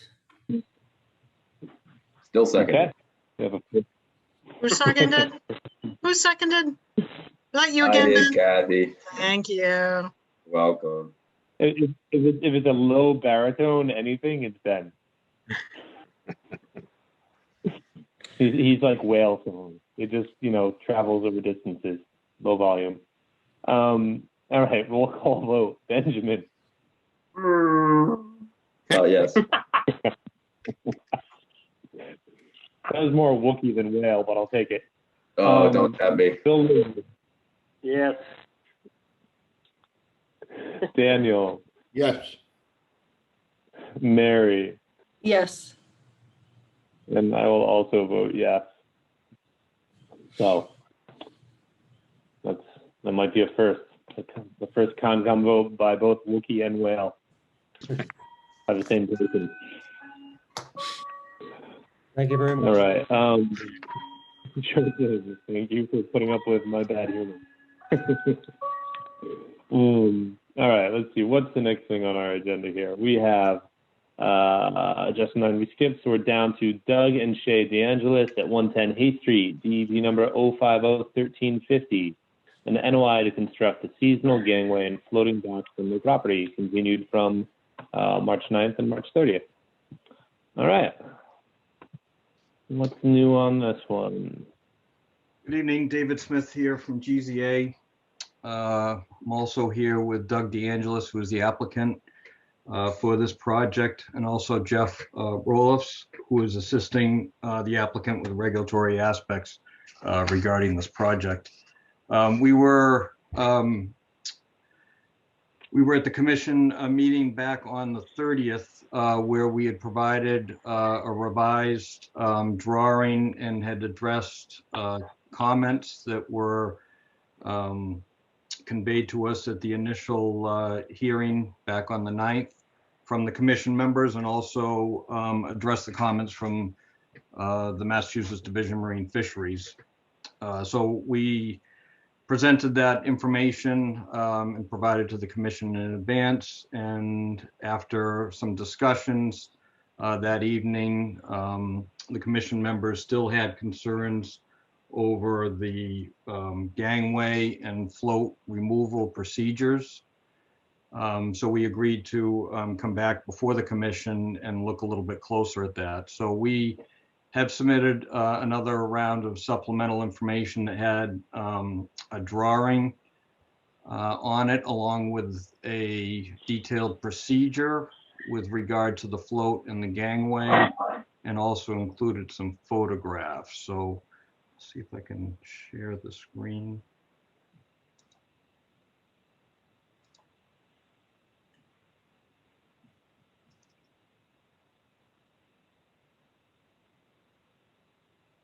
Can everyone see that okay? Mm-hmm. Okay. So I'm gonna just turn right to the cross-sectional drawing, which is a revision of the original figure 2 that was submitted with a notice of intent. And I'll go through. I'm going to scroll back up. So in the beginning part of this supplemental information document, we have 9 items that kind of go through the revised procedure. But I'm going to keep it up onto the cross section, sort of use my cursor, and I'll go down through each of these items if I can quickly here. But what we're going to propose here for the removal of the gangway, the seasonal removal, is, as you recall, there's a concrete abutment that is going to support the gangway in its seasonal position up on the shoreline on the banking here, and then that gangway extends out into the float. So as part of the removal procedure, and again, the removal, the installation is going to be the opposite of the removal procedure, but I'll just talk about removal at this point. There's going to be an archway that's going to be temporarily positioned up over the abutment with some supports that come back towards land. And this will be used to be able to lift up the gangway from its landside connection. At that point, the float is going to be done at a high tide. The posts that are used on the float to at its normal seasonal position to keep it up off the bottom will be removed at that point, and it'll be disconnected from the moorings in its seasonal location and slid landward to where it comes up to the edge of the marsh. And at that point, when that procedure is being done, this archway support will lift up the gangway in combination of a winch support to move this gangway further up to the top part of the steps. At that point, there'll be a temporary support that is placed here, like an A-frame support, that will be landward of the salt marsh limit. And this will be done by individuals who will be lifting this up at the time, putting the support in. At that point, it'll be disconnected from the float. We had figured that this gangway is going to be retractable in the sense that it's going to be cut in half. It can be disconnected. The lower section, which is 20 feet, will be narrower than the upper 20-foot section here by about 4 inches. This railing section in the lower part will be removable and be taken upland. At that point, this will be lifted up, the lower section onto the upper section, and hand lifted up onto the upper portion. And then, as you can see in the lower diagram here, it'll be removed and brought upland. And at that point, once that lower section is brought to the upland area, the lower section, the upper section can then be removed in combination with this archway and be able to be put up onto the upland. And the reverse of that will be done in the springtime for installation. The float, there was some concern about our initial procedure where the float would be taken out at a high tide. Shortly after the 30th, we actually, it was on April 1st. We're coming off of, I think it was the 4th day off of a full moon, and it wasn't that significant of a tide event. But the applicant went out there and did some water measurements. And you can kind of see these in the attached photos where, we have quite a bit of water depth out here at the edge of the marsh. And then I believe it's a 6-foot stretch coming back in. And this is the same stake here at low tide. So these two up above are taken at that high tide. And we extended the offer to Bill Hoyt, who had gone out there. I believe I wasn't in attendance, but he met with the applicant during this tide condition. And I guess Bill can provide some comments here in a second. But the idea is that this float would then be, at the higher tides, brought over to here, brought up over the marsh. It'll be floating. It won't ground out. It'll get into this lower plateau area. that is, the former bridge, sort of approach to the bridge that used to be in this location. And the float is going to be manufactured where it would come apart in thirds. And that will be disconnected up in this plateau area and then brought up the stone steps into the upland yard where the gangway is going to be located. And again, the opposite will hold true when this is being installed seasonally.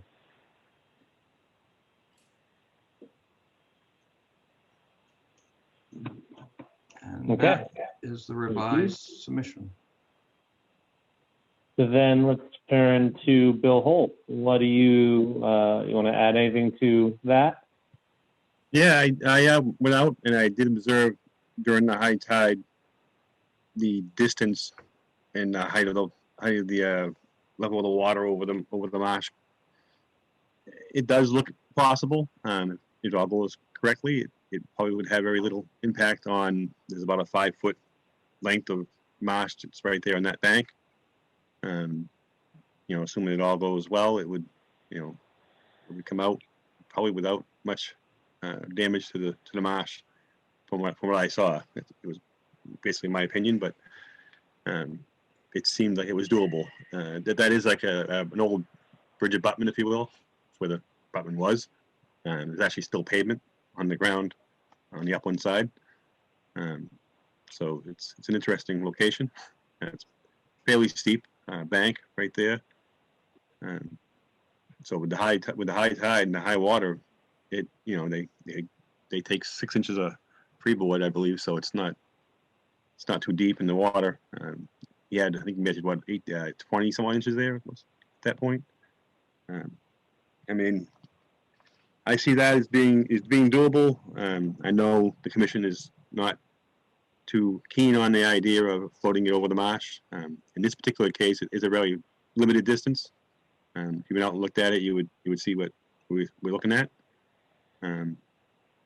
So I would just leave it up to the discussion of the commission. I really don't have a preference. I know floating it down river is, what is it, about 3 miles down the river? Is that what about come out to be? I think someone mentioned that that distance. And if you're floating it down river and you lose control of it, you could end up in a marsh anyway. So I guess it's pluses and minuses in both directions, in my opinion. So on a case-by-case basis, I think this one is potentially possible to do it this way with very little impact.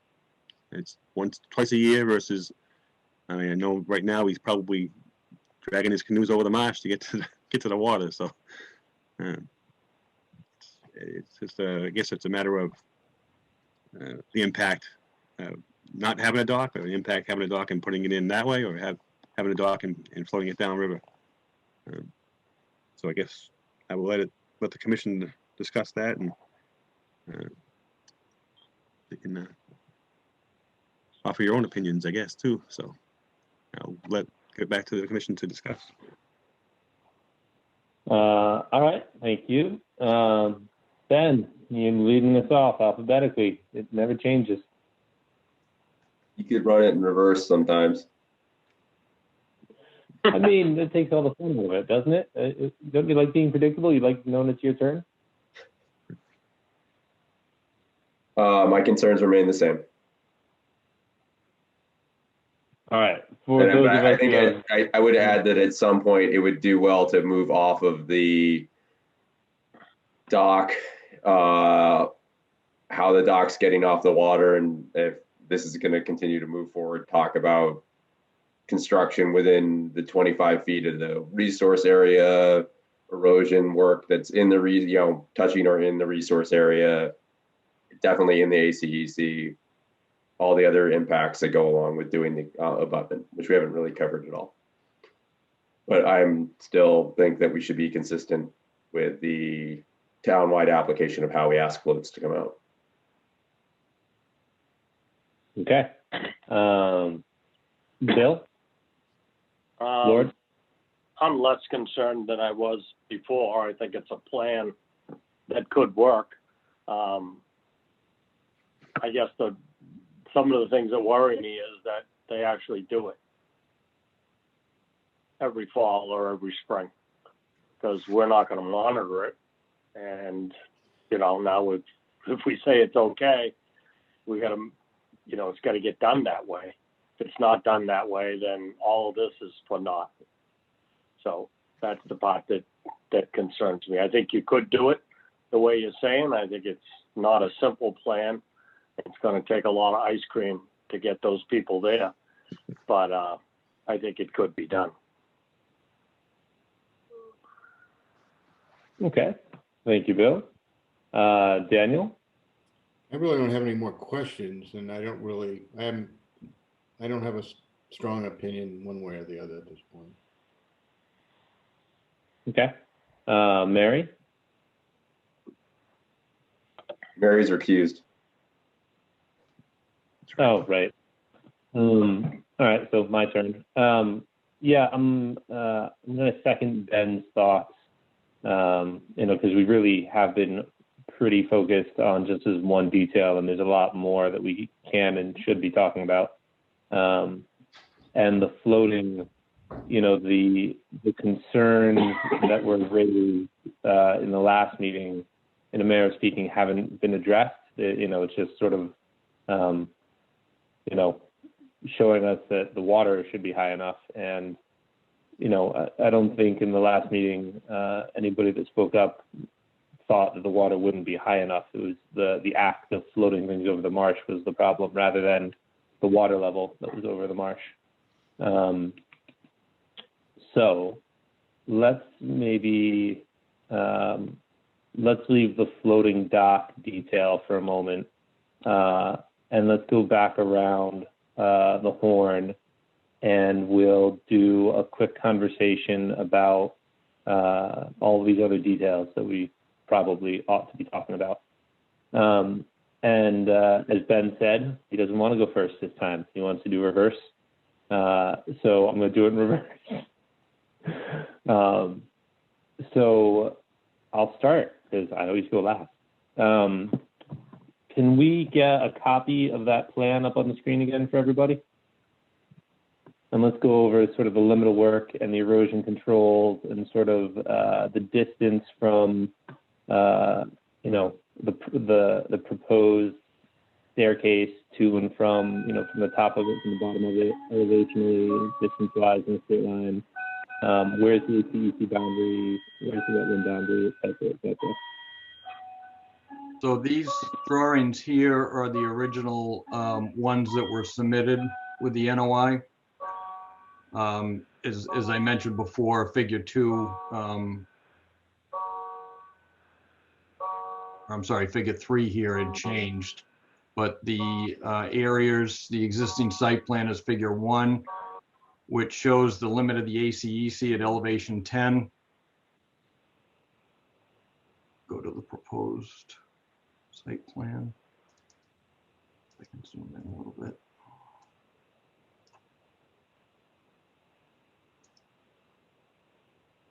And actually, maybe the cross section might have been the better plan, but the concrete abutment will be installed landward of the ACEC line. There is going to be erosion control, which I believe is this line right here, that will be placed above the salt marsh during construction. And this will be accessed, this will be constructed from land, from the upland area here, either by hand methods or possibly a small excavator. And I'm sorry, what were the other?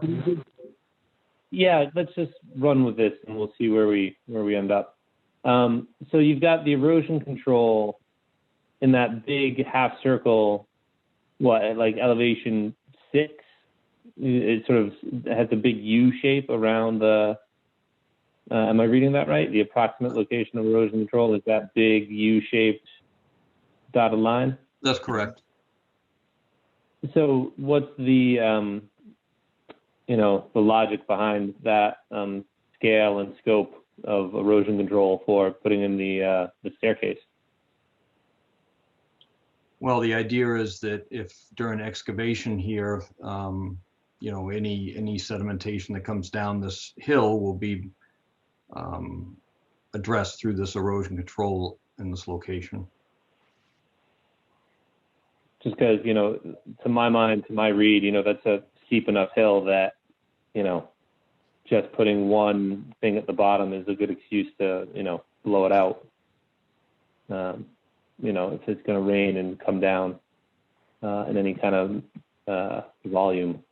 So that sort of catches my eye, you know, maybe a double layer or a double stack, or, you know, something sort of in between, you know, halfway down slope to sort of slow the water. That'd be interesting. And the other point, oh, I had another point. Where'd it go? Oh, I lost it. All right, it'll come back to me. But while I'm trying to remember what I was going to say, let's go around. Daniel, you want to go next? Yeah, I mean, I gotta say that I'm kind of looking at others to really, I don't really understand the regulatory stuff quite as much. And we do have a policy. My computer froze the last time when we were talking about some of that stuff. Again, I don't know how, you know, how this fits with our stated policy.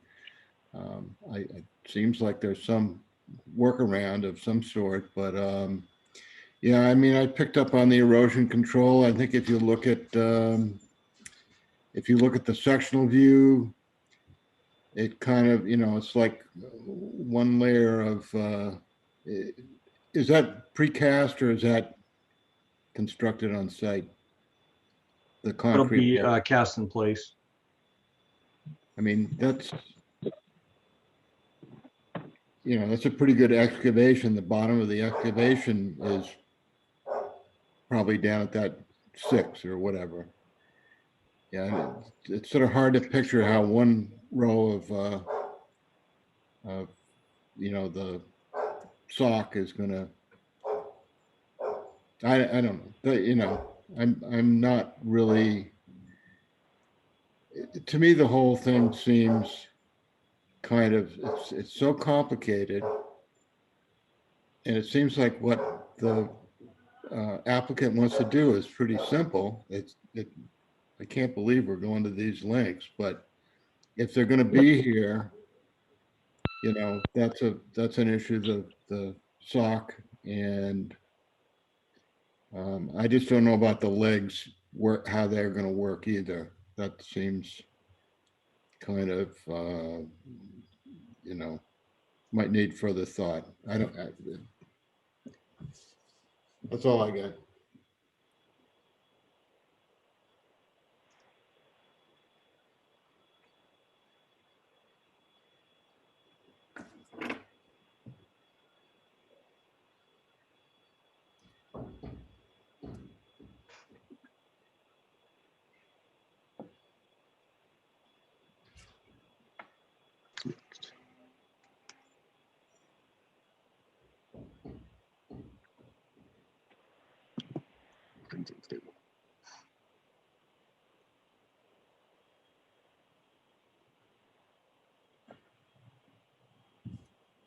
Sorry about that. My phone just dropped the call.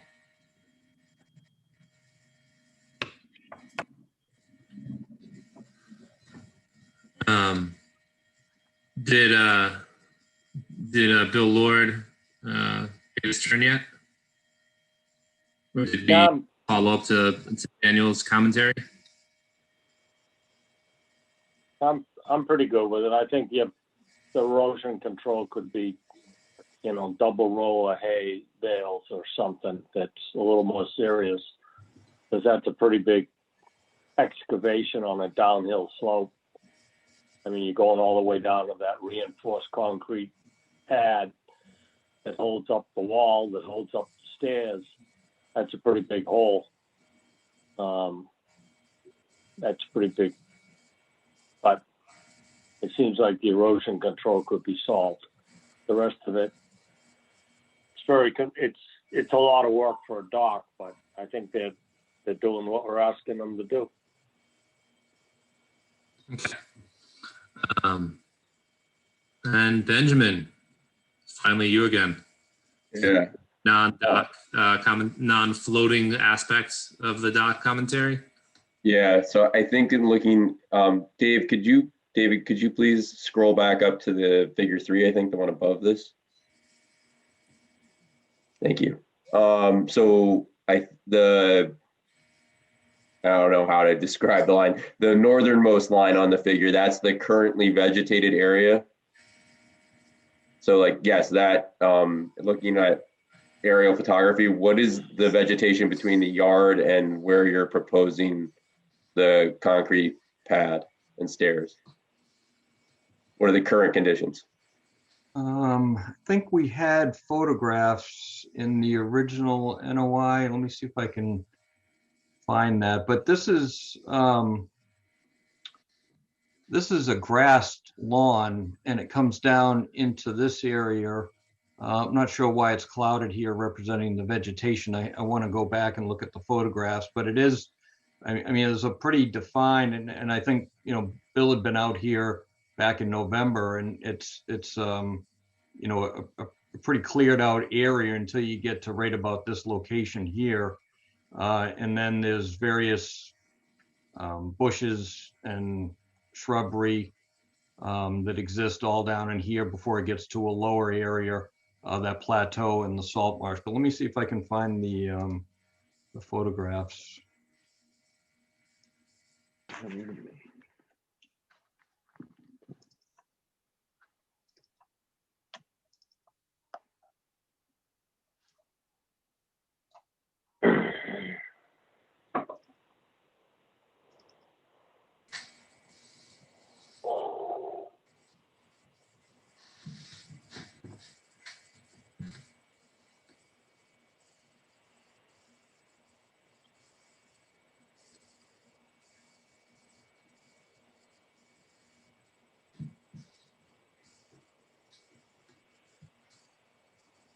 This will give you a sense here of what the vegetation is. I know it's taken in the off season here, but this is that beech tree. It was going to get removed. This is the salt marsh area, and then it gets into this upland vegetation.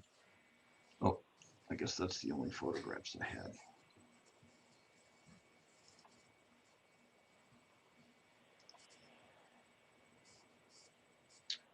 Those were the photographs in the NOI. There might have been some other ones that were taken while we were there, but let's see if I can find those. I think just, I mean, just looking at aerial photos, it looks like you can see like this clear demarcation between the lawn and whatever's going on in the area, you know, that's kind of denoted by that squiggly line. So it would be good to submit plans if you're going to be clearing vegetation within 100 feet of the wetland, which you would be, to show that on the plans. And I think that's typically what we would see if you were clearing vegetation in the buffer zone, I think, right? Am I wrong in that? All right, I'm not hearing anybody say I'm wrong with that. And I think that the erosion control, I agree. And if everybody else is, you know, yeah, putting something there. Yep. Okay. Yeah, I remembered, Ben, I'm going to play off what you just said, because I remember the thing I was trying to, what is the distance from the edge of the salt marsh to the base of the steps? Is it what, 10 feet, 20 feet? 3 feet? Well, from the scale bar, it looks to be around 15.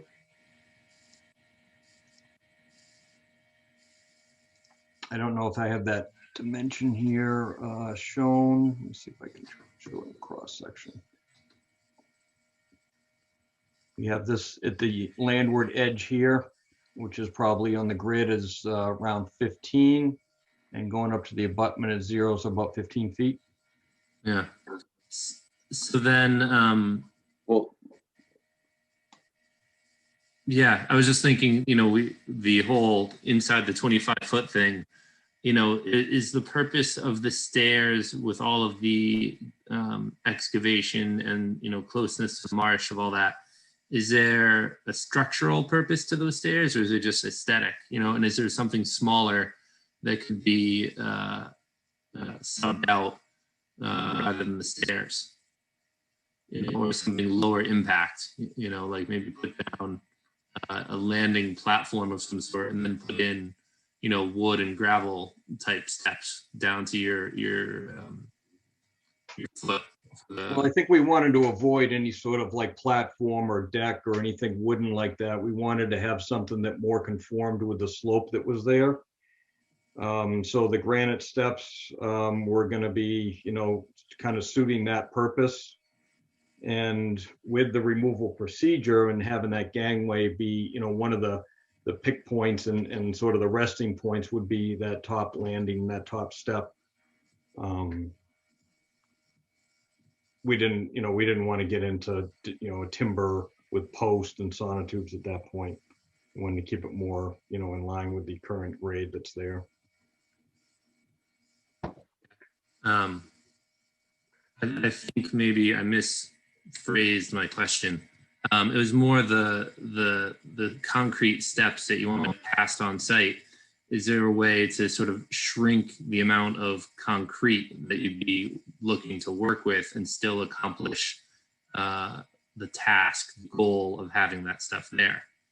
You know, because what is it? It's 1, 2, 3, 4, 5, like 6 steps down. You know, is there a way to do the same thing with 2 steps or 3 steps rather than 6 of them? And you know, just with the idea of the excavation and the erosion control and all that, you know, to accomplish the same goal with less impact. What we're trying to do is balance the size of the gangway. You know, certainly, you know, a longer gangway could be fitted way up here in the upper part of the slope, but just it gets unmanageable and is too long and too lengthy. So at that point, we're trying to balance where the float's going to sit, where the gangway is going to be positioned, and then also this abutment here. I think in the revised drawing, if I recall, I can bring it up, this abutment actually went higher, and there may have been a reduction in 1 step at that point. Let me just bring it up.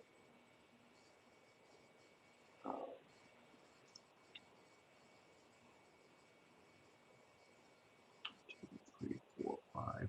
Yeah, I mean, I guess at this point, this step is the same elevation as the abutment, where there was another drop down in the earlier version. We brought this elevation of the abutment up to be able to maintain this separation distance up over the marsh. Okay.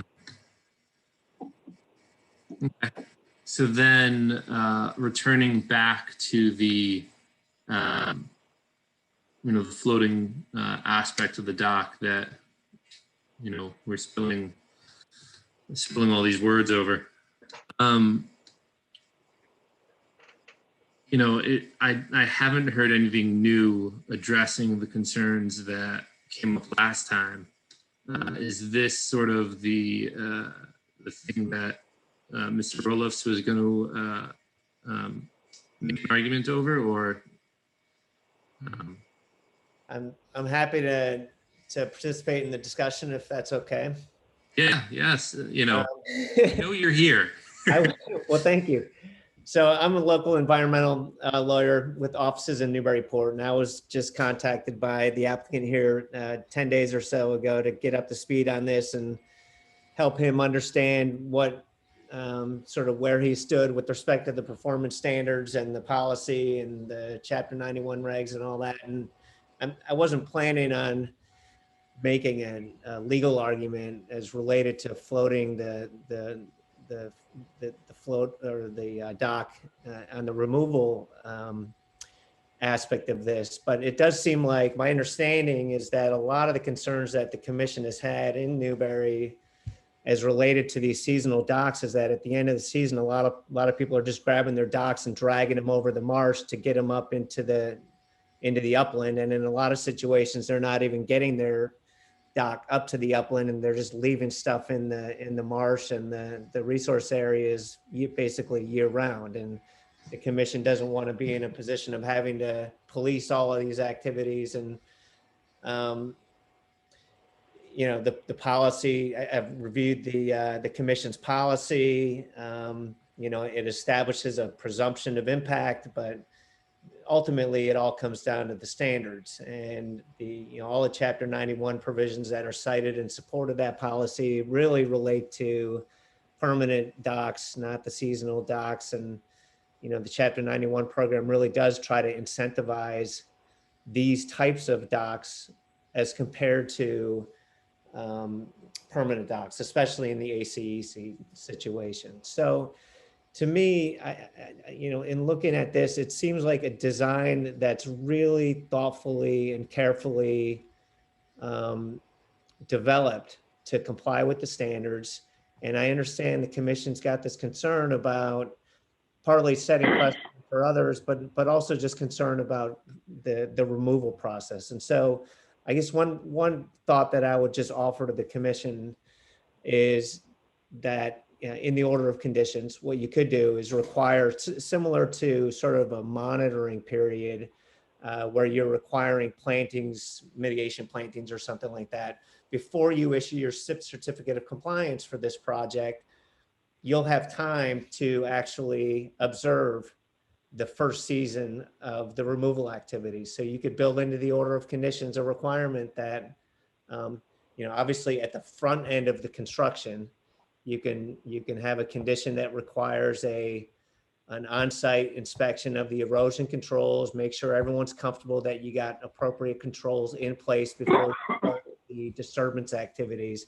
But then at the tail end of the process, you can either do it while the order of conditions is open or impose a condition in your certificate of compliance once it's constructed, but basically require the applicant to contact the commission and provide the agent the opportunity to observe the removal activity during the first 1 or 2 seasons to make sure that it's possible to be done in the way that it's being described, and that the removal process that's proposed is actually in fact not resulting in any unacceptable impacts to the resource areas or the buffer zone.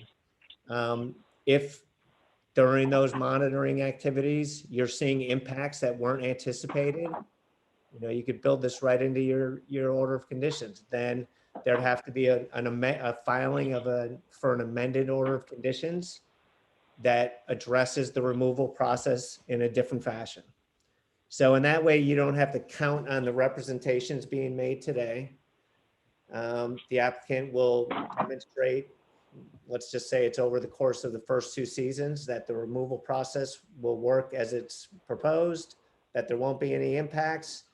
And if that proves out, then everyone's satisfied. And yeah, it's a significant effort for a kayak dock, but the applicant's willing to do it, and he's made a huge effort here to design it in a way that complies with the standards. So those are, I guess that's my only input on the issues. And I do understand and respect the commission's concerns with respect to cumulative impacts and the enforcement issues. So I'm trying to give the commission you know, some thoughts as to how you can at least manage it in this particular instance.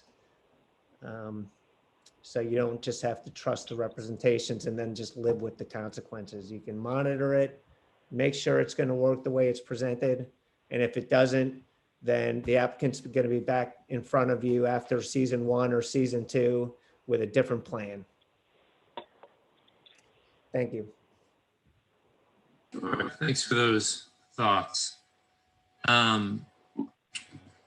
So let's circle back. I'm stuck on the part where, the dock floating concerns that were raised, were kind of, skipped. The construction details, the drawback of the gangway, that's clever, that's interesting, that's, really, it looks like a nice piece of engineering. But the dock issue and the floating issue, still to my mind, remains sort of an unresolved open question. you know, and I'd like to see some more a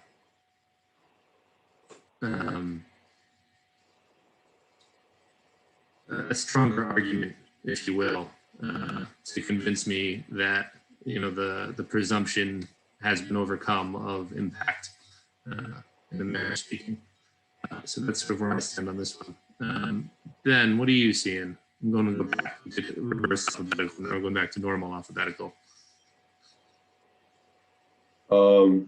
Yeah, I mean, I'm still struggling in my head with why we're, you know, normally we're like, don't do anything within 25 feet of a resource area, or don't, you know, we're concerned about 50 feet, but because it's a dock, it's cool that you mow through vegetation and put a concrete pad in within 25 feet of the resource area. So I'm kind of working on that in my head as we moved on to that. But then secondly, I really, Mr. Rawls, thank you for that. I think it's a really elegant idea and an interesting idea. My worry would continue to be not about year one or year two, but, you know, in 10 years from now or 15 years from now, when either Mr. DeAngelis is a little bit older, and I know I'm only 42 and I hurt more than I did when I was 32. Or, you know, there's just another owner of the property who is not as committed as he is to doing this in a certain way. You know, so I still kind of have, going to what Brian said, I think that the cleanest way and the most precautionary way for the commission to do it is to try and be consistent about people not taking their floats over the marsh anymore. When we condition these things, I just think that's the best way to do it. But I do very much appreciate your suggestion, and I appreciate the great lengths to which Mr. DeAngelis and Mr. Smith have gone to try and do this in a way that makes sense. Bill Lord, any other final thoughts? No, I'm good. Thank you. Right. Daniel?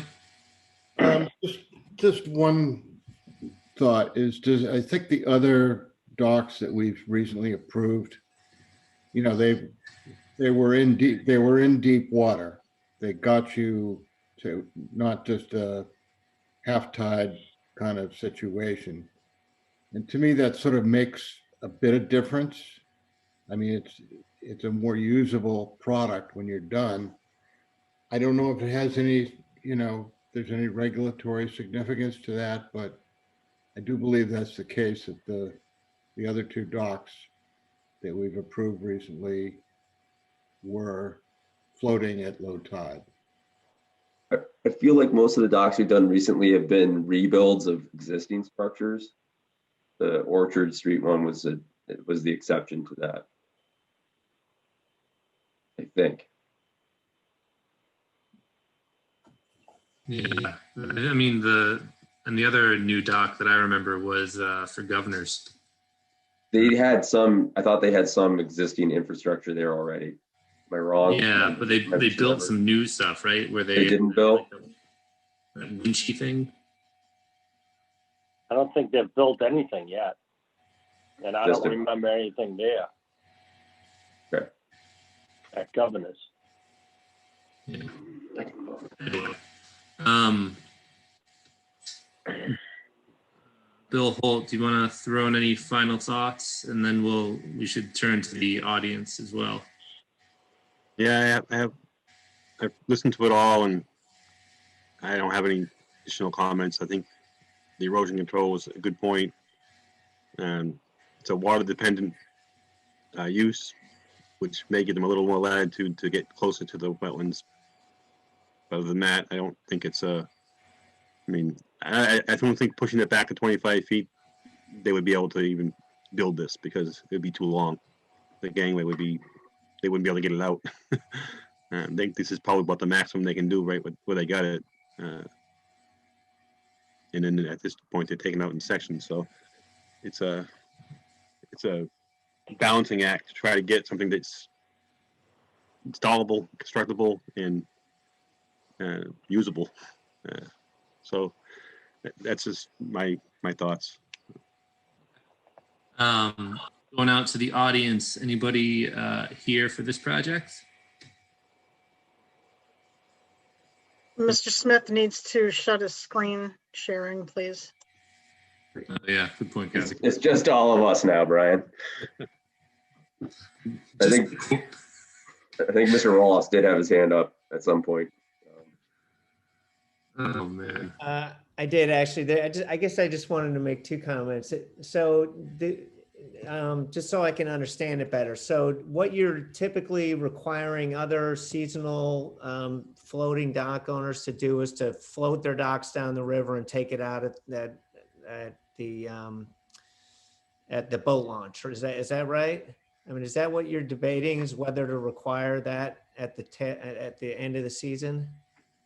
Yeah, so the last one we did previously, we required that. I think then the next most recent new dock, and then we did, I believe, the same. I don't think anything's been built there on Middle Street. Trying to remember what Tom proposed there, but I think we required them to float them down. And then the governors, that's a much more like steep set to area, and I think that they were going to have a crane that brought it out, if I remember right. I can't quite remember that. Dan, do you remember that one? What exactly they were doing there? No. I felt like they had a crane built into the infrastructure, but it wasn't the situation here where you have this long steep slope to get down to it. That was right there with a steep bank. Yeah. I mean, so I just wanted to point out that, so given this particular location, to float this dock down to the boat ramp, and you'd actually have to do it at a lower tide in order to get under the bridges, as I understand it. It just seems like where you've got a process that, where you've got enough water to avoid actually touching the salt marsh, the bottom, during the higher tides, and you've got a process in place to get these things out with any direct impacts to the resource areas, it seems to me like an unwarranted request for this particular situation. I mean, I guess I would urge you to evaluate these questions case by case.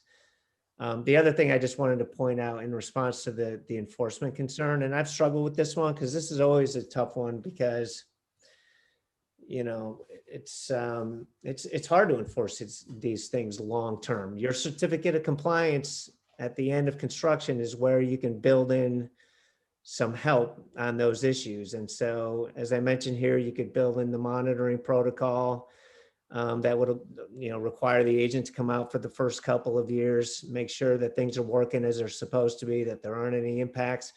You could also require just an annual report to the commission. And what that does is it just gives the future owners notice that they're being held accountable to follow this process, right? So every year, when they take these floats out, they need to submit a letter to the commission confirming that they did it in accordance with the protocol that you're going to reference in your certificate of compliance.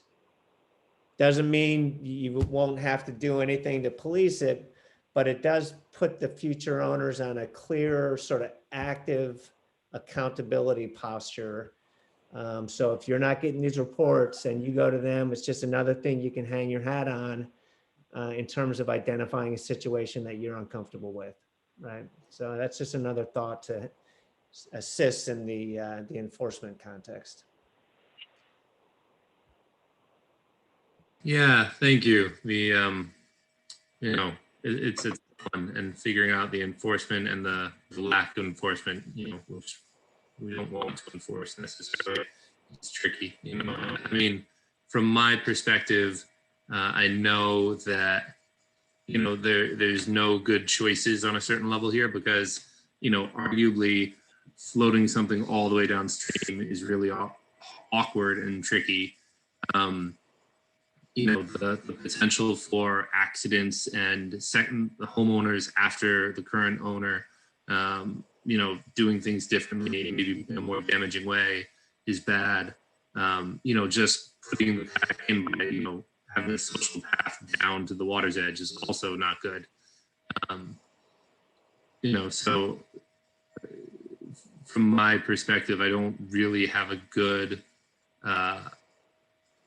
solution, in mind, other than just a dock footprint that's small enough that you could withdraw it when you pull in the ramp, but functionally that doesn't do you much.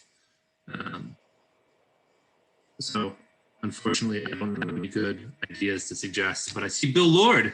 You put your finger up. You have an idea.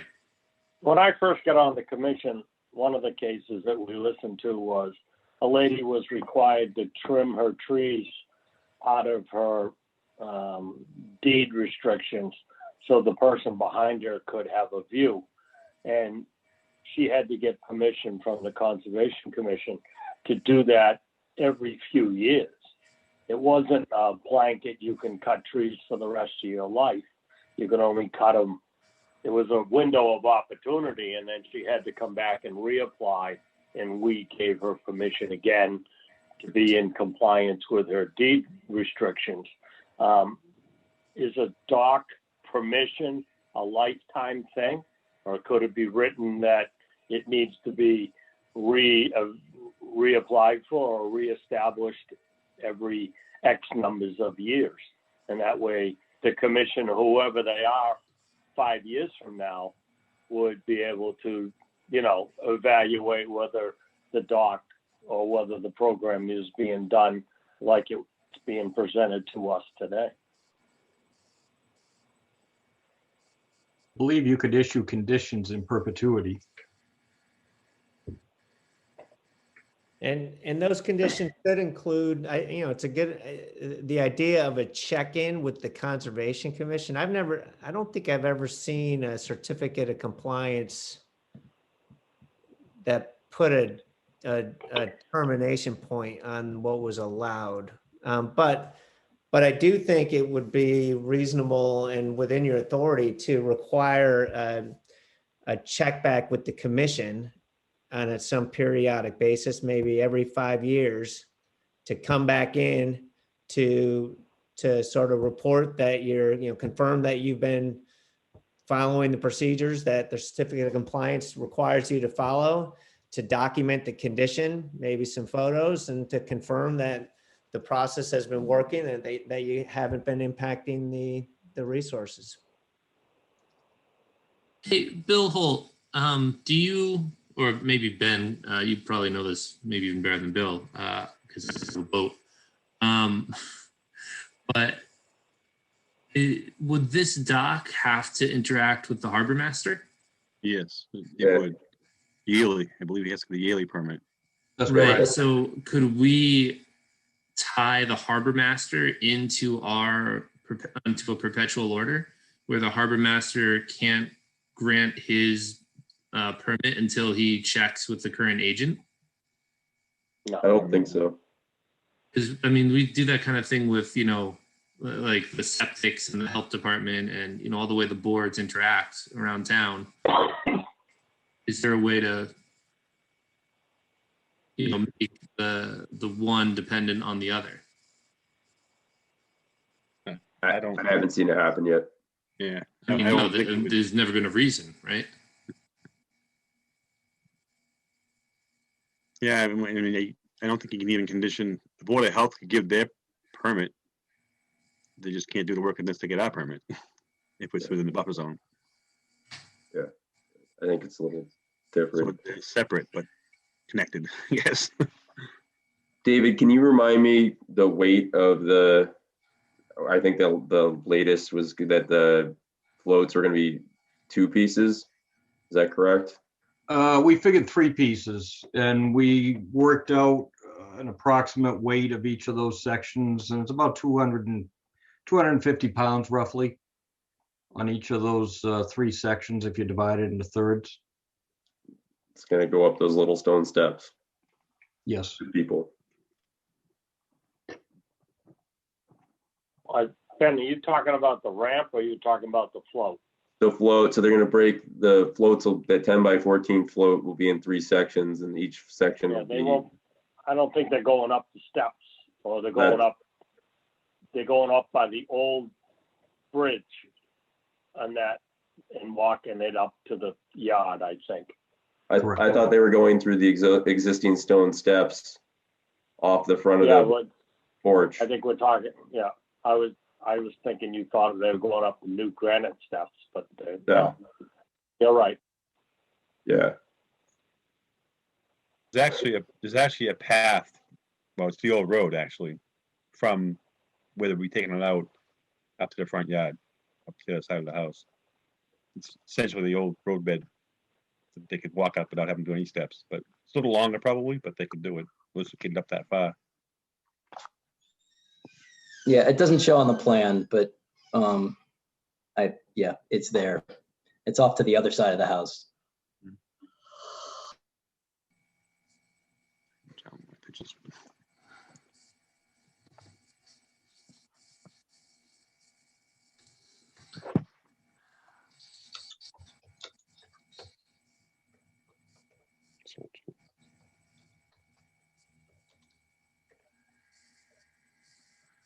All right. So what do we do at this point? What do we do? I think we probably need to put it to a vote with conditions. And find out where we are.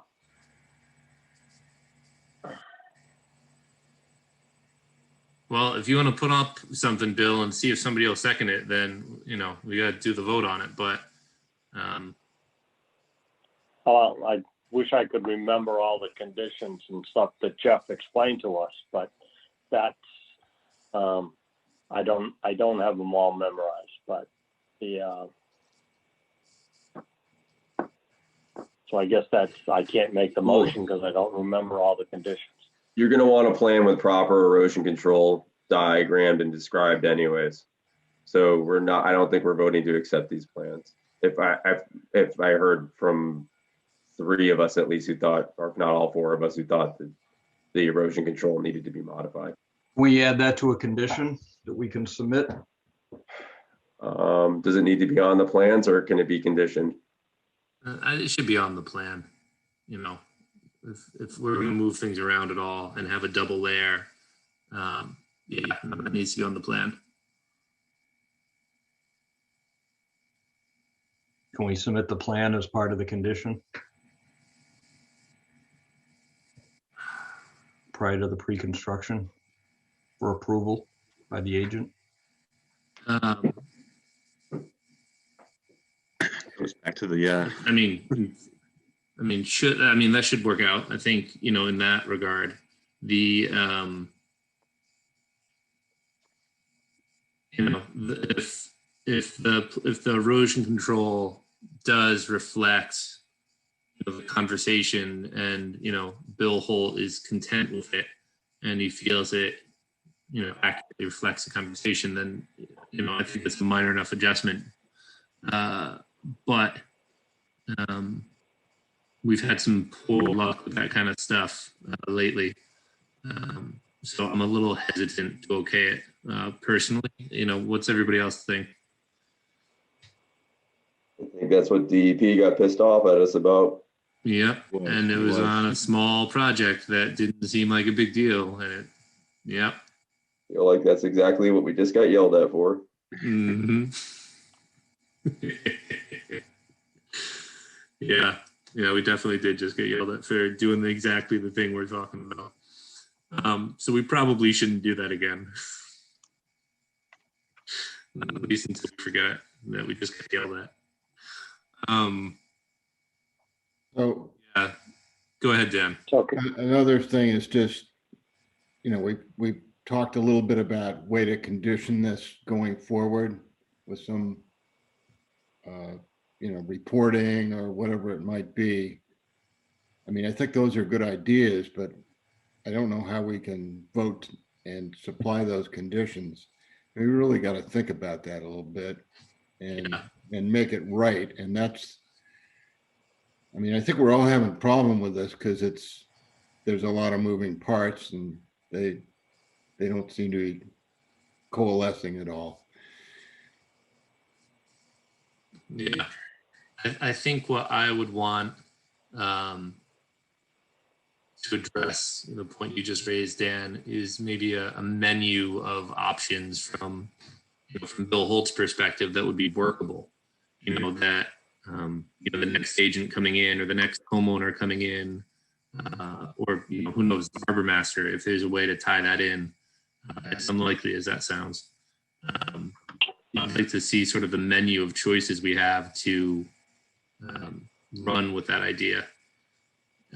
Because I think you're right. I mean, personally, I don't know that any one sounded like it was a right fit just yet. But that's just my taste.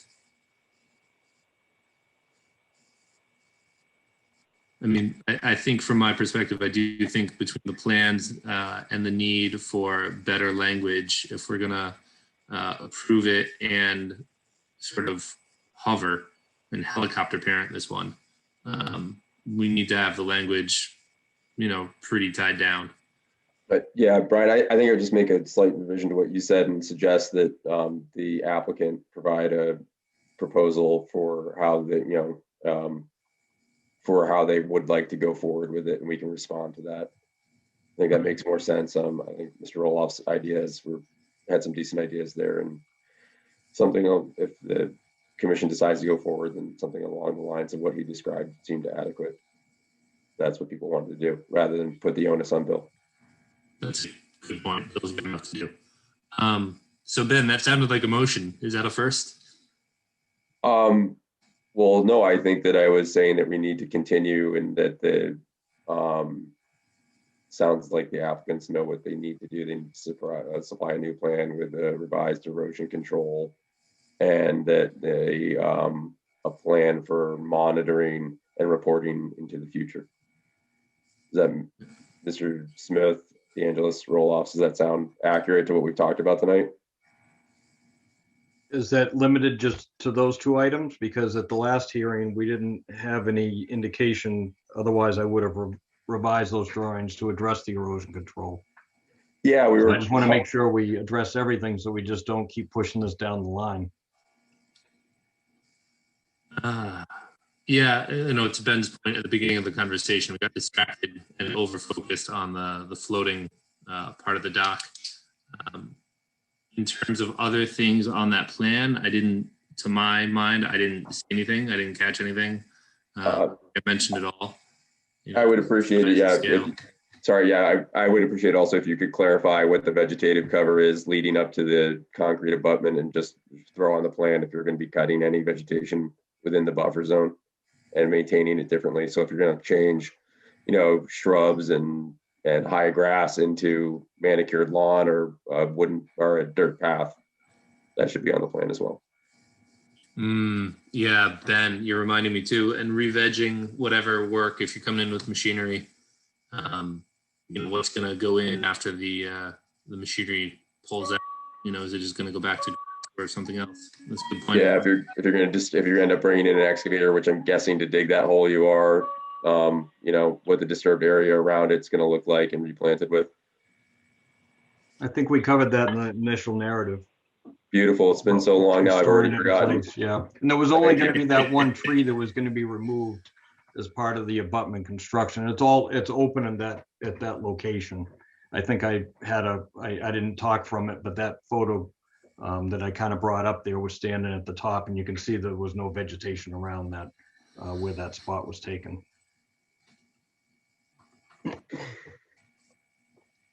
Yeah, just that there shouldn't be like just disturbed dirt around I guess what we were trying to say is that there shouldn't just, at post-construction, you're not going to get a certificate of compliance if it's just all disturbed, unreplanted dirt around that new concrete and granite thing, That's the point we're trying to make. Yeah, no, it wasn't going to be left that way. It was going to be, reseeded if it was the lawn part, if it was the upper part, or, replanted.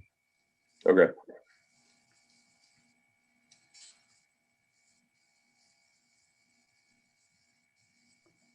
So do we have a motion? No, somebody ought to make a motion, because it sounds like I move to continue this to the May 11th hearing. I'll second that. Roll call, Benjamin. Or do you want me to go backwards? Yes, I will say roll call, yes, not backwards, yes. Okay. Bill Ford? Yes. Daniel? Yes. And I will also vote yes. Okay. Who seconded, please? I think that was Bill Lord did the second. Thank you. So yeah, we'll see the next meeting what comes up and what language there is, and if we can find a workaround for this that will deal with our future concerns, our downstream concerns, if you will. Get some language in there. Okay, thank you all. Thank you. Thank you. All right. I think, are we at the end of the Meeting. the meeting? We got 2 COCs. All right. Old. Get us through these. And I also, before we get off, want to briefly check in on where we're at with what is happening relative to the wetland bylaw prior to the town meeting next week. Yeah, I was skimming the rest of the agenda and didn't see it on there. So that should have been on here.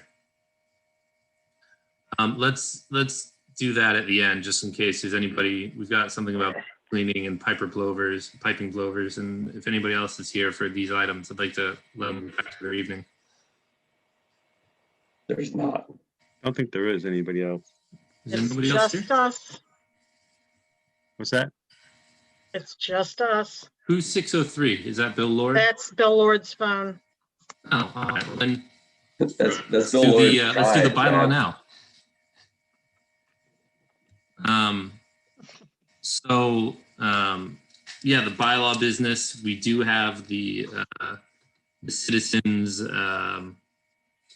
collected enough signatures to put that item on the agenda about raising the numbers of votes needed to change the bylaw, and that's something we've got to sort of.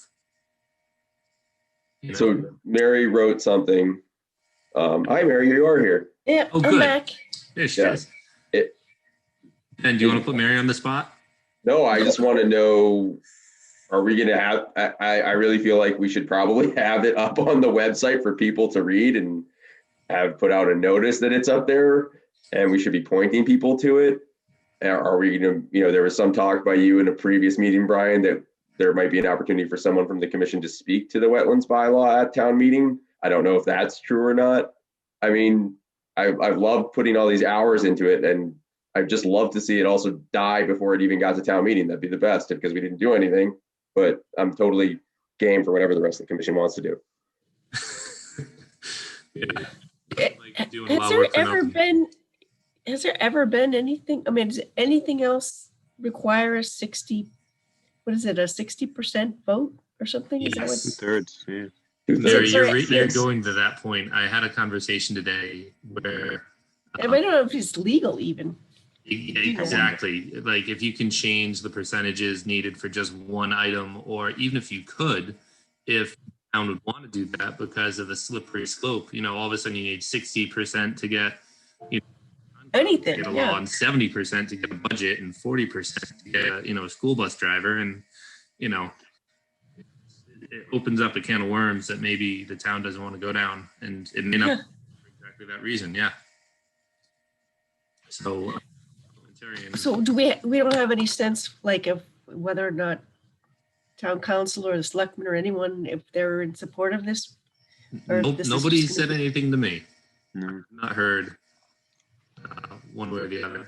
Bill Holt, have you heard anything in the chit by the water cooler? I have not. I could ask Tracy. I could just see what she thinks about that, or maybe I could ask her to let me ask Lisa Mead, the town council, what her thoughts are on it. I thought the same thing. I didn't think it would be. I thought it would be illegal to be able to almost like spot zoning. Just pick a. Especially when you don't even know what the bylaw is. How can you require something 60 votes for something when no one even knows what it is? I think they're saying in order to change it, they want to make this rule so if you want to change it, you have to have 2/3 vote. Not a simple majority. Yeah. Which seems like it's very arbitrary just to pick one bylaw that you can't change, and everything else can change with a simple majority. So yeah, it just seems not correct in my opinion. But yeah, Do we know if anybody from the commission or if JR or somebody else from the town is going to speak to this issue prior or at the meeting? I mean, we're a week away from the meeting.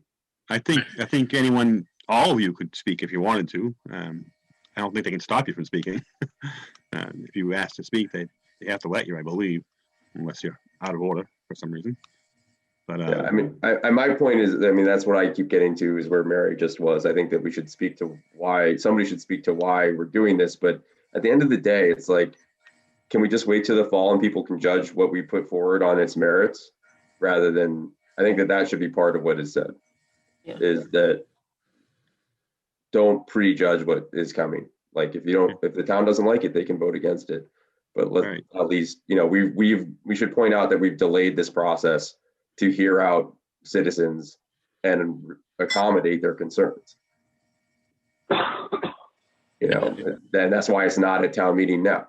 It's not on the warrant because we took the time, we said we wanted to slow down the process and accommodate citizens and listen to them. So. Well, it seems like we should at least have somebody speak on our behalf or delegate somebody from the commission to speak on our behalf. I think the best person should be well-spoken, really good with words, really long time experience, you know, in wetland consulting. We don't have anybody like that. No, I don't know. Does anybody have an idea? Myself to be that person. I mean, I think the chairman of the Conservation Commission who's proposing this bylaw could also be an adequate representative. I don't think we need to make a full presentation on the bylaw. Obviously, I don't think it's going to go that way. I just think it would be strange if we didn't react somehow to it in some coordinated way. I agree. I think that there ought to be, you know, the thing that you wrote, I think in a manner of speaking, if we can just put it up on the website, you know, it was, you know, it did the trick. And as long as the grammar, you know, you didn't have a typo in there, nothing wrong with putting it up in case anybody's curious in this week leading up to it. And I think what we ought to have is sort of like, I don't know, maybe let's say I get up there and I read what you wrote, you know, so that it reflects what's on the website already. And, you know, there can be a thing at the bottom that says, by the way, this is on the website if you want to read it again. But then to follow that up with something to the effect of, you know, we slowed this down for the public participation, as Ben said. And we just say, look, we're going to try to have one meeting every, I don't know, 6 weeks or like, you know, whatever the public input calendar is that we want to put together. This is a great opportunity to advertise it to the same people that are going to be voting on it in 6 months. You know, we don't necessarily need to get input from the entire town, which would be great, but we, you know, the people who are going to vote are the ones that would be arguably the most useful to have know that we are going to be reaching out. We want input. Please come talk to us.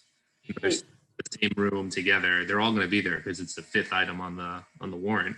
So nobody's going home early. You know,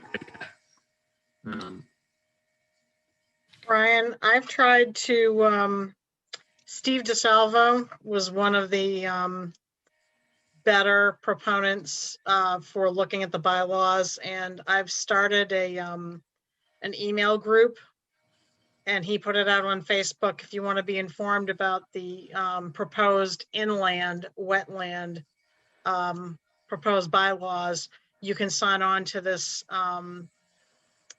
distribution list, so to speak, and I would be able to, with Bill's input, periodically put out their information so that they could disseminate some of it out to the rest of the community.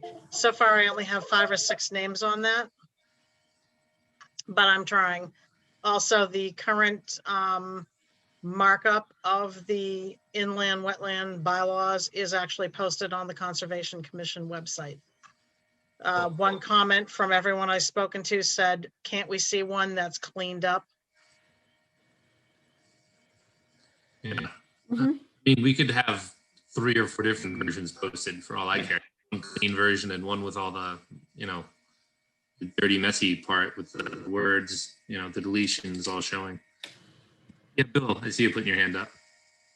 And I've only talked to a few people about it, but one of the basic question is why? Why are we changing? And I don't think they understand that we're trying to do it to clean up confusion. People come in front of us and they really don't understand what we require them to have ready to get a decision from us. So 80% of what we talk about is continued. And some of it is, because we didn't get the information because they didn't know they needed to give it to us. It's not that we're really changing. People hate change. They hate change. And we're changing stuff. So unless we've got a good reason that it's going to be better and we can convince them it's simpler, it's going to be easier for them to get their projects approved or not approved, but at least it'll be a quicker decision. I think that if we say anything at the town meeting, it would be better to explain why we're trying to clean up the bylaws, because we're not making it more difficult for Plum Island people to put on a deck. We're just trying to teach them or tell them what they need to tell us so that we can approve the deck. It seems like that's pretty it's only going to basic. really affect a handful of projects, few projects that that would have impacts that would not necessarily be covered under the State Wetland Protection Act. So I'll volunteer to go through Mary's document and come up with a pretty concise group of talking points and speak at the meeting if the rest of the commission would like that. Only if you put on a tie. Am I allowed to circulate that for commission approval prior to the meeting? Or should I already am I allowed to do that, Bill? Yeah, I would give it to me. I'll give it to everybody else. That would probably be the best way to do it. But all right, I think it would be a good idea to see it so we can. I can give you some of the comments that I've received on it, Ben, and so you can have what's already been generated. Okay. Is there more after I looked at it? Well, Brian had some too. Okay, great. I don't know if you saw his as well. They weren't big. Yeah, I don't think so. some reordering and things. I think that one of the comments that came back, was at our public meeting was about it being un-American to regulate people. And Believe me, you went there. I would love nothing more than to start my comments as saying, as great and fervent patriots and residents of Newbury. That would be my favorite. Right. But I probably won't. Well, you could point out that the Clean Air Act and the Clean Water Act were both authorized by Nixon. If isn't it great? Nobody else could have done it. Nobody else could have done it. Only Nixon could have done that. It's amazing. Between that and rapprochement with China, the guy was nuts, but he was good at ping pong. You never knew that. All right. So that sounds like a plan. I appreciate that, Ben. I think that'd be great. I'm not even sure I can make it to town meeting. So, that's a whole other story. Yeah. Well, I hope. I do appreciate that Bill is. I'm trying to engage with people, and I think that everybody should be trying to engage with people and go to town meeting. I'll be at town meeting if you decide you've got the sniffles and you sound too much like a Wookiee. You have no good idea how good I am at sounding like a Wookiee. But this is so I'm not doing it. Over a Zoom call. That was a Wookiee. Okay. So let's get these COCs. Let's get everything done now. Oh, wait, one more thing. Do we want to publicly advertise specific dates, a specific time frame, or just say broadly, we are going to be inviting you, please stay tuned? Yes. The latter. All right, let's do the COCs. So we got 2, right? We're doing COCs now? Yeah. Do Okay. stuff, Bill. There's Make the magic two of happen. them. There's 111 Bayview. It was filed in August of 2001 by Charles Morse, who was the owner applicant. They're requesting a close out of the certificate appliance, to close it out with the certificate appliance under the fact that there was no work done. I went out and looked at it today. There's absolutely no work done. It's just all woods. They never started the work, so it's a expired order of conditions that never no work was ever done. So it's a simple sign off. I believe you guys can just vote on that and we can issue that. All right, easy.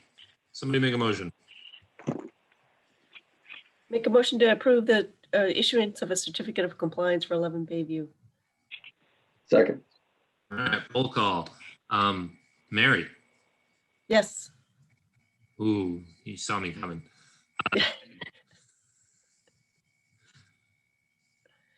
Now you're out of order. Yeah. The Lord thumbed up. I saw that. Benjamin. Yes. I'm also voting yes. Daniel. Who Yeah. was second? I was. Baritone Wookie. T-shirt that says that. All right, Bill Holt, what's the next one? Next one is 11 Finnegan Way. This is off of Old Point, the very end of Finnegan Way on the basin. Similar, they had a order of conditions that was approved in 1989.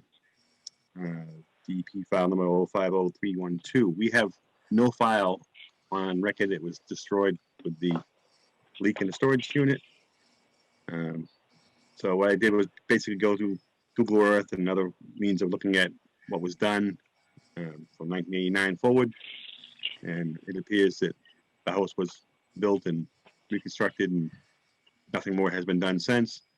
I also went out and took some pictures if you want to see them. I can share my screen and just run through them real quick. This was for a new house construction? Yeah, it was a remodel. I think it was an older house there. They took part of it down and remodeled it and added on.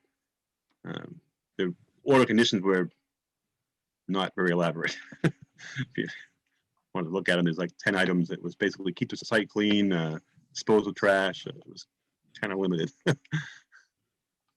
But I didn't have any file to look at, so I just basically have to kind of use what I see on aerial photos and try to figure out how I can advance this photo. Why won't it let me advance it?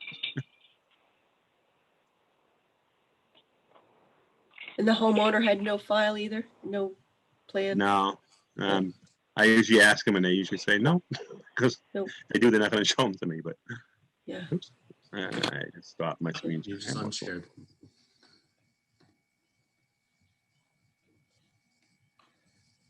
Yeah, here we go. So it's just, that was the driveway. This is the, I guess the front yard, if you want to call it that. I don't know why my screen won't let me keep going. Oh, there we go. It's kind of walking around the house. They're basically doing this to kind of show you what it looks like. That's the basin. We're just seeing your folder full of photos, Bill. What's that? You're sharing the wrong screen. Oh, I'm sharing the wrong screen. Thank you. So how do I get this one shared? I'm running around and you're not.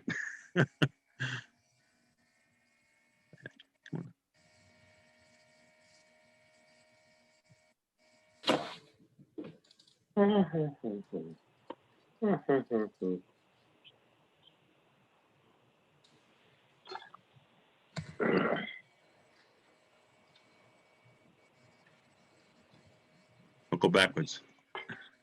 So we're now going around the, can you see that? Yeah. Yes. Yeah? Okay.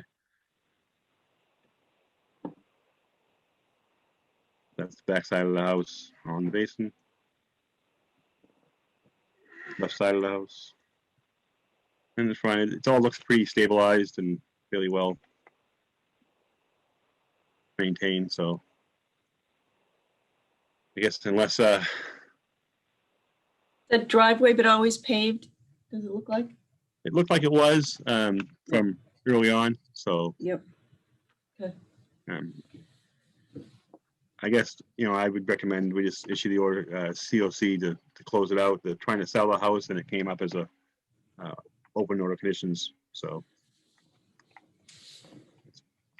My thoughts, just kind of close it Move out. to approve or to issue the order of conditions.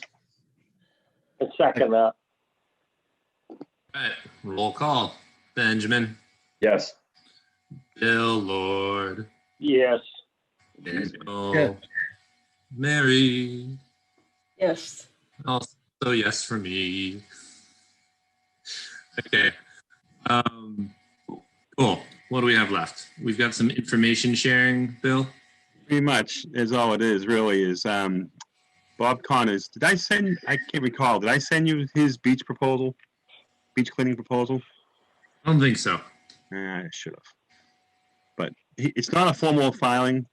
He actually files it with the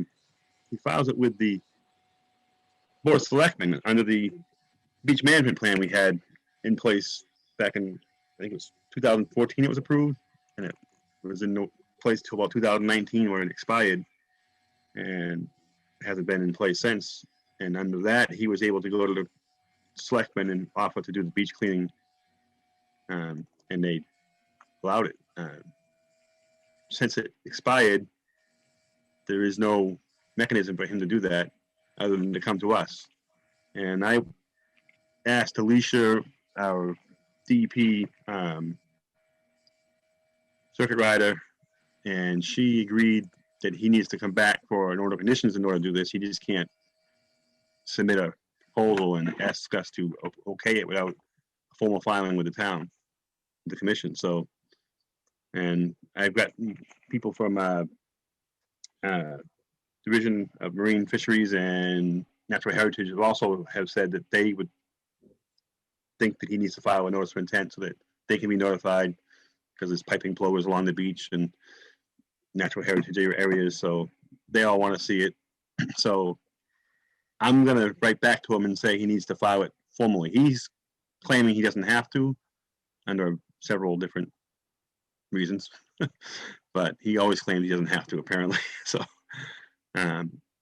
Lisa Mead said he should file with us, not the selectmen, because they can no longer issue it because the beach management plan is no longer in effect. So I just wanted to let you know that I'm about to tell him he needs to file and he's not going to be happy. So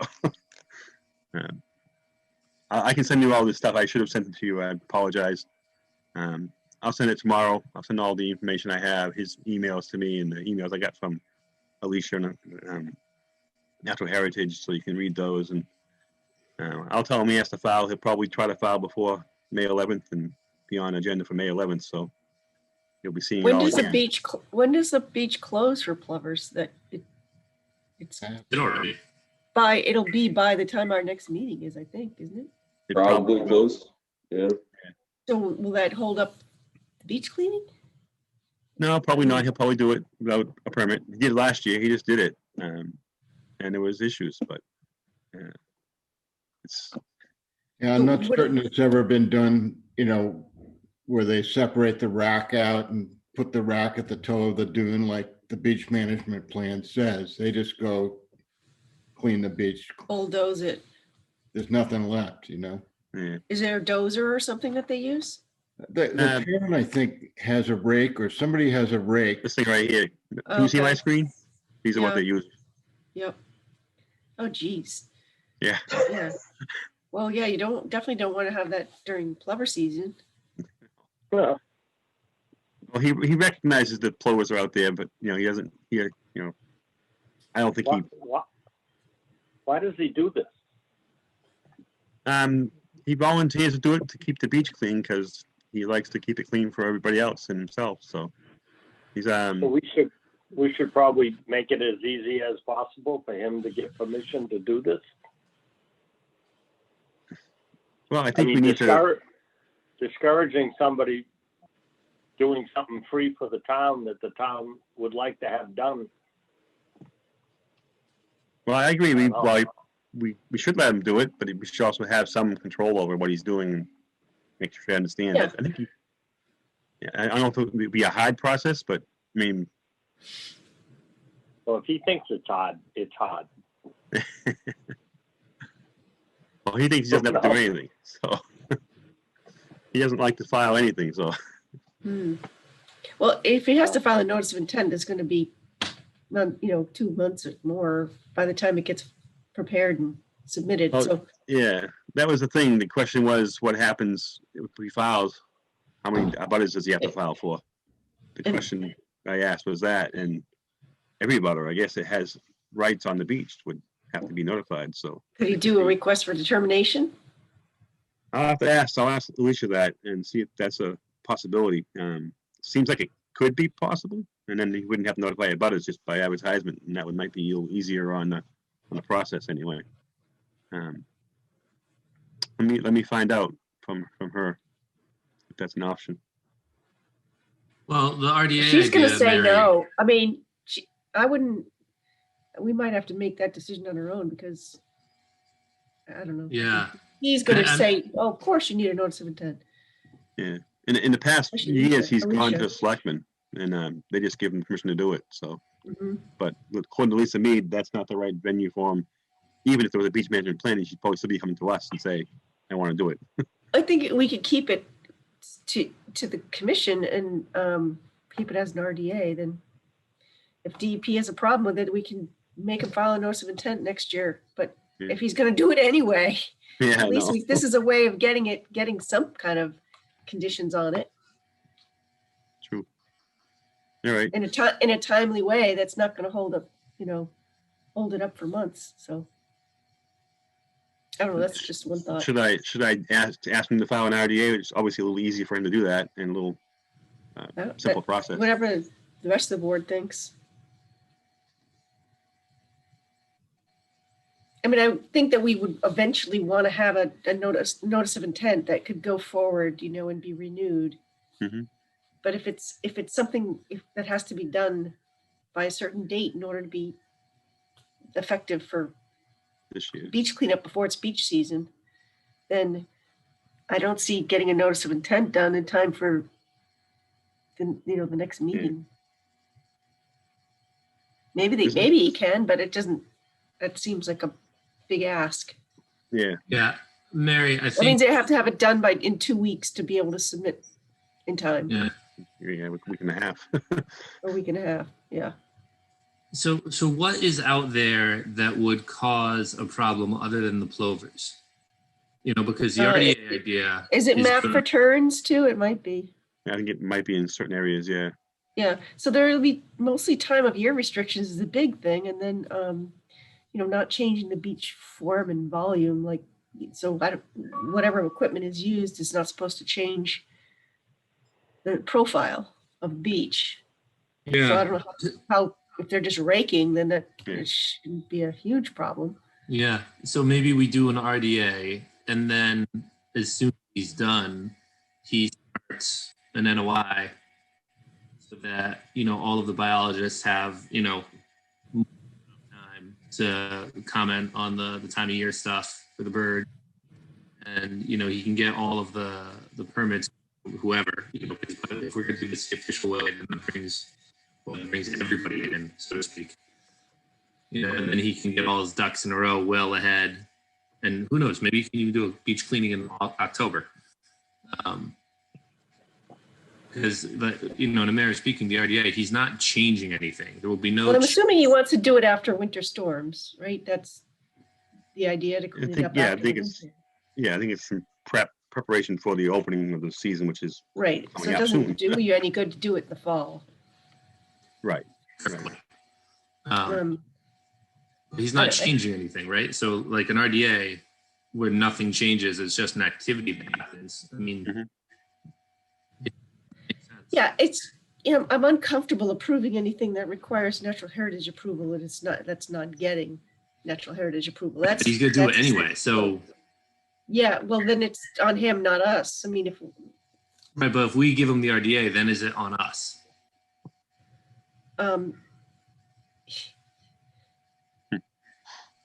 Effectively, I think it becomes ours. We're taking the problem on. I think, Bill Holt, you just need to make some phone calls. Yeah. I will And do just that. like get your phone tree out and call everybody, because he's gonna do it anyway. It's, like the Lord was saying, that's awesome. Like, good on him. We appreciate the help, but we don't want to take this on. But at the same time, it hasn't come up. How many times has he done this? You have to. You did it last year. You did it last year too. And like nobody seems to have noticed. So like, well, I hear it. I hear the people from the Natural Heritage. yeah, but Mass Natural Audubon. Heritage hasn't come after him, and DEP isn't giving him any grief, and the Army Corps isn't making a dredging permit or anything ridiculous, right? Like, he seems to be fine. So, well, he was doing under the beach management plan we had in place, so I think that's why they were fine with it, because he was operating through the town's plan. I mean, I guess he could submit a notice of intent and just say, here's the beach management plan, this is my notice of intent, and just put a new date on it, and that's your filing. Yeah, the only problem with that is the notifying the abutters. I specifically asked Alicia that. I said, what do I tell them to notify? I mean, there's going to be a couple hundred abutters on the beach. Yeah, but DEP has provisions for multiple abutters in situations where you have long linear projects. So they have to be within properties that have to be within 100 feet of the actual work or something. Okay. All right, I'll look at that too. I'm going to send you the information I got so far, and you guys can read through it at least and be aware what I found out, what I asked him, what the plan is for him to, what he's going to present. He couldn't be here. He was away and wasn't going to be able to zoom in on this meeting. So he originally wanted to be here to give you his proposal. And then Carolyn Mostello from Mass Audubon, she wanted to be here to give her piping plover presentation because she wanted to make sure that it was mutually to work. It would be working together, not having problems with him reaching. Well, if it's for the town and he needs help with an NOI, I can probably help him out. Yeah. Okay. I'll ask him, and I think we should ask for a notice of intent. Honestly, I think we should. The more I think about it, the more I think it's probably not a good idea. Then they'll be notified, and they can come and make their comments and presentations if they want, opposed to it or for it with conditions. And I think we'd all be covered better that way. Bill, is there a plover monitor now? I mean, is there somebody monitoring the beach and the developed part of the island? I thought it was the refuge, but is it this? I think it's Mass Audubon. I think it's this group here, because they were getting money from the town. They were getting a contribution from the town the past few years, and this year the town didn't give them the money, and they weren't too happy with us. But that's what I found out. Have there been nests on the developed part? Yeah, they have been. Yeah. Okay. Yeah. But no exclosures or anything? They don't put anything up? Do they put exclosures? They do. They put those. They do the fencing and all that. Yep. Okay. And they give us.